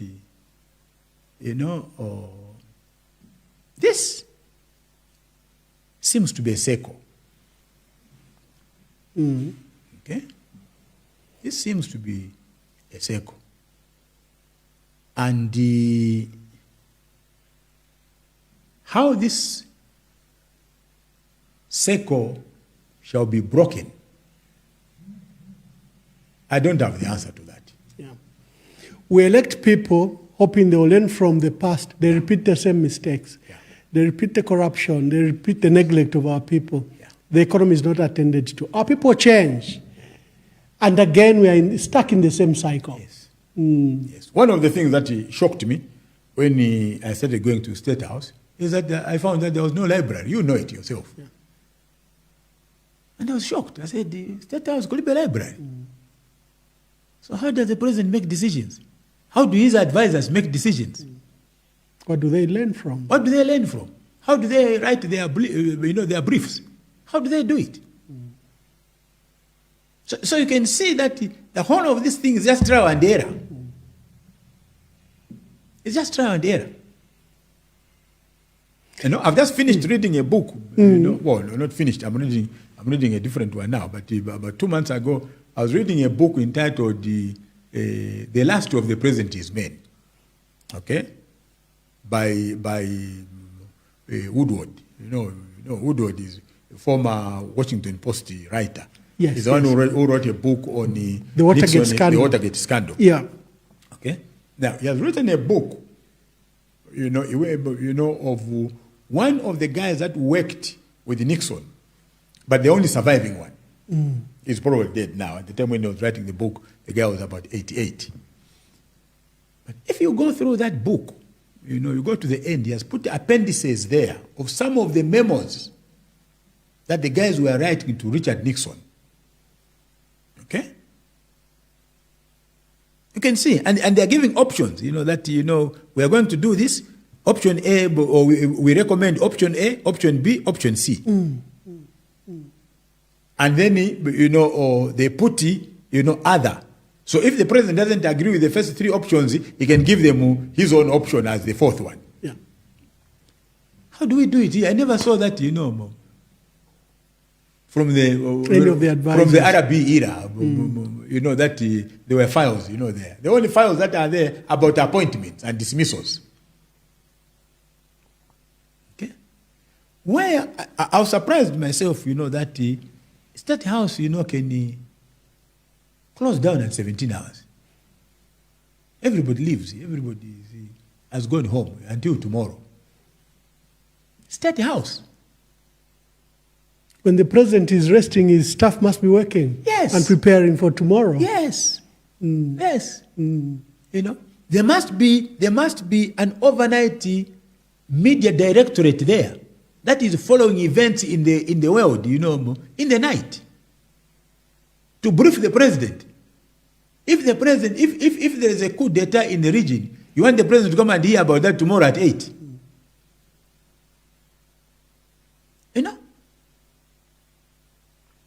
So what I see is plain. In fact, that brings me to my last question. I've held you for so long, and I'm so privileged. We've literally written your book, your autobiography, and your memoirs on this book. It's a summary of what you are doing in private. It is. We are at 60. We've lived our lives as a country, the life of our country in the last 60 years. At independence, we're far richer than Singapore, Malaysia, even China, GDP per capita. Now we are among the top poorest countries. What decisions did we make that we have not grown like Singapore or China, that have leaped forward from poor countries to now wealthy countries and, lifted their people out of poverty? We are going in the next 60 years. What can we learn from the past 60 years? How can we make our lives better and our country better? One of the problems that we are suffering from, Ambassador, is denial. Okay? That is one of... The other thing which I've been reflecting on is it looks to me that democracy has become more of a curse to our country and third world countries than a blessing. Okay? There's a book which is written by, what's the name of the guy? But it's entitled Democracy Kills. It's a very, very instructive book. Democracy Kills. And the guy opens his book by giving two examples. You find the writer, tell me the writer. Yes, sir. He opens the book, and says, look, if you and your family were the only people remaining on this planet Earth, and you were given a choice of two countries to go and start your life, and the two countries are one, Cuba, and two, Haiti. And he says, in Haiti, you'll be able, to vote in an election. It's democracy. In Haiti, you have freedom of expression, etc., etc. He outlined, about the limbs of democracy. Then he says, but, your children do not have an opportunity to live beyond the age of 40 or something. He picks, the life expectancy of Haiti. Yes. Okay? And then he puts also some negatives. And he says, and yet Cuba, if you went to Cuba, you will not vote. Yeah. Okay? There's no freedom of expression. There's no freedom of expression. But the life expectancy is double of that of Haiti. Your children will have free education. Yeah. In Haiti, they'll probably, just become illiterate. And he says, which country would you opt to go to? Okay? The title of the book is Democracy Kills. Yes, I found it. You found it? By Humphrey Huxley, a British writer. They're saying it offers a vivid explanation of just what you've exactly stated. You should read that. You should take time to read that book. I'll look for it. Look it up. So, let me come back to your question. Yeah. One of the things that the countries you mentioned had to deal with or interrogate, China, Singapore, which other one did you? Malaysia, South Korea. Malaysia, South Korea, is this. I always exempt South Korea from these examples, okay? Because South Korea is actually an American project. Oh yeah, a satellite, like it's a satellite state of the U.S. Yes, but not only that. Not only that. They have to make South Korea a success story to prove that North Korea is wrong. Okay, I understand. Yes. So South Korea is a bad example. We remove it, yeah. So Singapore, Malaysia, and China. Okay. So if you read the and I'm sure you have done, the book that the HH was waving, before elections, Lee Kuan Yew's, from third world, from third world, But I've also bought, I also have a book, by Lee Kuan Yew. I can't remember which was it's a subsequent. Yes, and it's an anthology of interviews with various journalists, media, guys. So it was compiled in a book. And you read, the works of Deng Xiaoping. Okay? The guys had to ask themselves collectively this question: what do we do? How do we move our country forward? The first thing that they didn't say, the solution to our country lies outside this country. The answer to that question was, we can do it. Second thing that they did, they went to the argument by Lee Kuan Yew. Lee Kuan Yew's argument was that a government can only be run by the right people. Meritocracy. Yeah. Not everybody is qualified to run government or to be in government. Not everybody. Okay? Now, in Confucianism, if you read, the philosophy of Confucius, which the Chinese came to adopt. Confucius had actually, died as a philosophy, Confucianism. Yeah. Mao and the group, revived it. Confucius argues in his philosophy that only the right people can do the right thing. Before you do right, you must make sure that you are right yourself. Not the other way around. Yeah. Okay? Lee Kuan Yew adopted the same one, the same philosophy. If you read, it says government can only be run by the best in the country. And for him, he was Oxford trained, so he's bent on this Oxford graduate, and that kind of thing. But the Chinese have said the best are amongst us. So you find that out of 1.3 billion people in China, only 100 million are members of the party. So 100 million preside over the affairs of 1.2 billion people. They have not insisted that it should be a mass party. No. No. They have not insisted on that. In Cuba, same. They are looking for character in people, not in numbers. If you listen to my program on Radio Phoenix the other day, I said exactly that. I said, we in the Economic Front believe in the politics of character, not in the politics of numbers. I know that this is a common phrase. No, but you see, bring in everybody, Politics about numbers. Politics about numbers, No, I don't believe in that. Politics should be about character.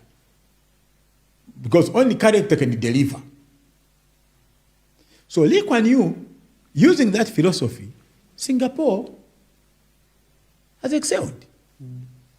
When Singapore, the history, when it was being hived off, by the Malays, the Malays said, look, these Chinese-looking people are just becoming a nuisance in our country. Okay? Give them that patch of sand. Give them that patch of sand. Let them go and, the thing that, they did to the Jews, these guys are just troublemakers. Give them a desert. Let them go and die, starve to death. Mistake. So Lee Kuan Yew moves with with his people, and he says, guys, here, ingasishiza sebenza, tualafwa. Yes. Okay? These, Malaysian guys have rejected us. Yeah. We thought they were our kith and kin. They don't want us now. So let us work. And they broke their backs, to work. Chinese, same. Like you say, what was China, 50 years ago? Yeah. Nothing. It was nothing. But they got men and women of character together. So we must reach a point where, to answer your question, we have politics of men and women of character. Because after all, the world has never been changed by too many people. Yeah. Okay? It just took one person to discover that the world was flat. As the majority thought, it was round. As the majority thought it was that flat. Just one person. Okay? Jesus only had 3 years. Yes. Okay? And if the world or society were to be changed by, if the rule is that it is changed by, you need too many people, to change it, Jesus would have had more than 12 disciples. Yeah. He had all the powers. There are so many people following him. So why did he just end up with 12 men? And without those 12 men, there will be no church today. Okay? So we must start interrogating issues of character vis-a-vis development. Okay?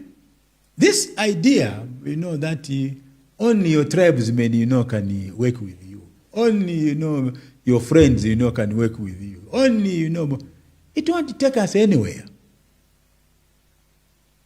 Okay? Because all the good people in Zambia cannot be found in my tribe. No, it's not possible. It's not possible. It's not possible. Some of them, and if not many of them, are outside my tribe. They're outside my family. So it means if you are serious about economic development, you must go beyond your family, you must go beyond your tribe, you must go beyond all these artificial benchmarks. One of my brothers came to my house one day. He was appointed by Levy. Okay, so he comes home, driving a big government car, and he's very excited. And he says to me, "Oh no, I've been given a job, I told him, if I were the president, I would not give you that job." Yes. Because you are not qualified for the job you've been given. You don't have the capacity. You don't have the capacity. And I dampened his morale. I just told him, if I were the president, even as you are my brother, I would not give you that job. I would not give you that job. So, leaders, ambassador, must have the correct judgments. Yeah. They must sleep over, and say, I'm appointing X, to this job. What value does he add, to? How does he make my work easier than before? I told them when I went to the Ministry of Justice that here, there's no PF, there's no MMD, there's no UPND. I don't want to hear that in the corridors. What I want here is delivery. After all, when you deliver, when I go to Michael Sata, I won't tell him you're the one who has written the report. I take the credit myself. Yeah, you take the credit. Yes, I'm the one who looks to be a good minister. Sadly, State Council, there is over 400 civil servants. Some joined in the days of Chiluba, Mwanawasa, and their crime is they're being accused of being PF. It doesn't matter how educated they are. And most of them, the civil service trains, the civil service exposes. They've been packed. Cabinet office had to issue a statement that it's only 68. Even 68 is a large number of senior officials to pack just on mere allegations that they're PF. Honorable Wiynter Kabimba, I am so privileged to have hosted you. And the interview I've had with you, I think you've never given it to anyone. I'm so privileged. We've literally compiled your life here and your aspirations for the country. And I think you've proven the critics wrong in this interview, that you are grounded in your principles and you're not shaken. You don't want to appear popular you will not do something wrong to appear popular. And I think that's a thread I take from here, and that this country must do things properly. And sometimes we don't realize that, we might follow the idiots because we are looking for numbers instead of looking for the correct things. So, what are your last words? Look, this interview is actually a summary of my book. Yeah, wonderful. I'm privileged. So you are the first one actually to provoke me into this kind of discussion. Yeah. And I've decided to write this book not to make money. Nobody makes money out of writing a book. Yeah. I've decided to write this book, to record the history. Yeah. Okay? I want history to be the witness to the events that I've gone through. I have been so candid that I've not spared anybody, including myself, in the book. Like Caesar says, unto thee be true. So I've decided to become true even unto myself. Where I made a mistake, I've recorded that with hindsight, if I were to go back, I would do things differently. This was a mistake. Wow. Okay? I have recorded in the book that I have learned the principle that if you want to make a decision, don't make it in haste, because you may go wrong. Don't make it out of anger, because you may go wrong. But I've also recorded in the hope that those that will read the book and the future generations, will learn something. I'll tell you one of the things that I don't do. Okay, I refuse to speak at funerals, especially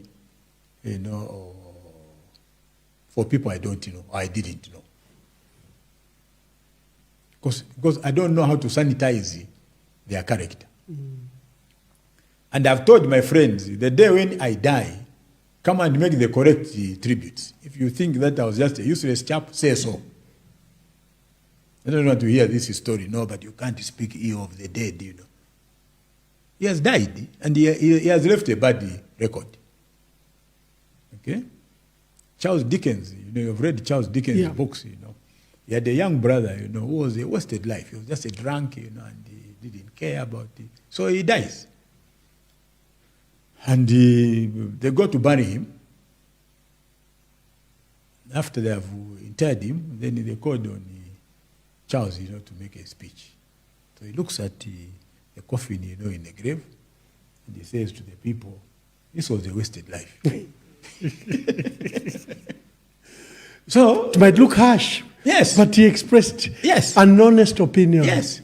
And people were waiting. That maybe is continuing. That was the end of the speech. And he says, buddy, this was a wasted life. So but the honor and privilege is mine. Thank you, sir. I've said in my book that, my voice has been too lonely. It has been drowned by all the propaganda around me. The issues that you raise about how I allegedly went to my village with a motorcade,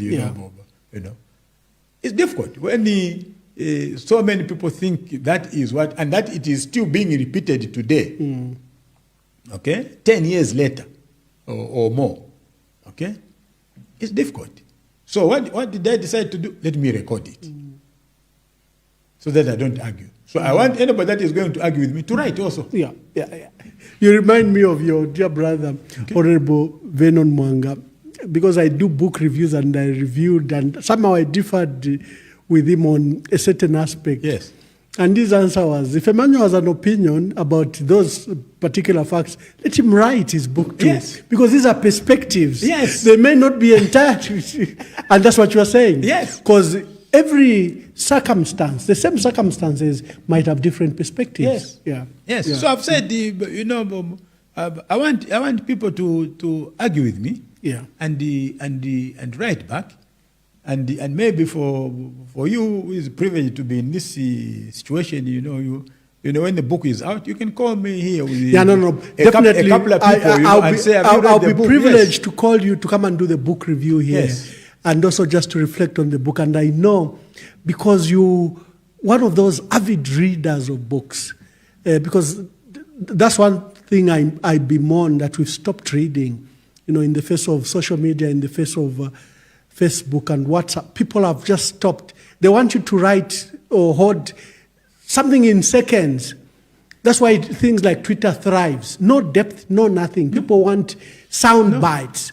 But if you read books, you realize that there's more in knowledge and reading. And you're one of those avid readers who have a huge collection of books. And your book will be very interesting to read. I spend a lot of money, I act like a person who drinks, how the people that drink, act. Yeah. If you ask them, how much money do you spend in a month, on beer? They will not tell you. Yeah. Because if they calculated, they would cry and hang themselves. Similarly, that's how you spend on yes, books. I say, oh, this money, I must be, So that's how much money, I spend on books. I've got 3 books now on their way. Yeah, yeah. Okay. I've got I think 5 that I've not yet read. I'm now reading Hanani Ashirawi's biography. Oh, wonderful. The PLO, leader. Yeah. When I was in Ramallah in Palestine, I actually, the founder president before Yasser Arafat. Yes, no, he was not founder, president. He was just there before, together with Arafat. Okay. But she's one of the icons, of the Palestine movement. Palestine statehood, program. So when I went to Palestine, I actually requested that I should meet her. Wow. And she was kind enough to come to the hotel. Wow. And I took a photo with her. So I've bought a book now. That's the one that you are reading. That's wonderful. I've just finished reading George Bernard Shaw's biography. Yes, yes. Oh. So I have an average of 2-3 books to read at a time. Yes, yes. No, that's what I would ask people to join in reading. You'll enrich yourself, even just about our country. And I'm looking forward to your book because it will enrich our recent history. That's what is missing in our school curricula or even in the memory of our people. That's why when these leaders make mistakes, they appear like they're making the first mistakes. But if you look at our history, these are mistakes we keep on repeating, and recycling failed solutions. Yeah. There are 2 books that are likely to come out this year. Specifically on Michael Sata. Okay. To be Sishua's book and mine.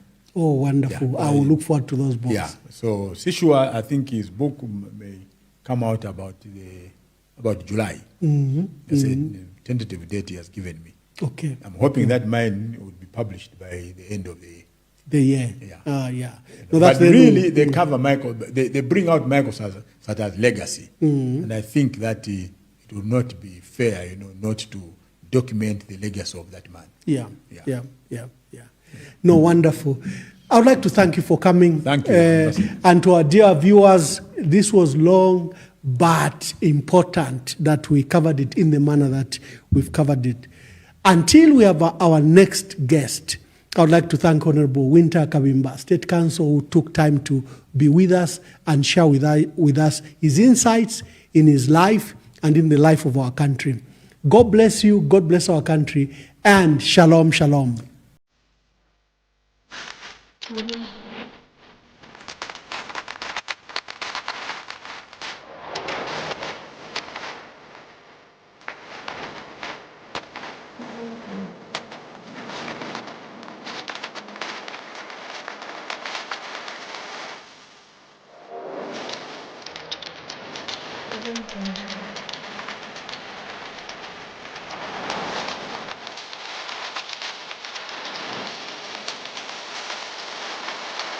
Wynter.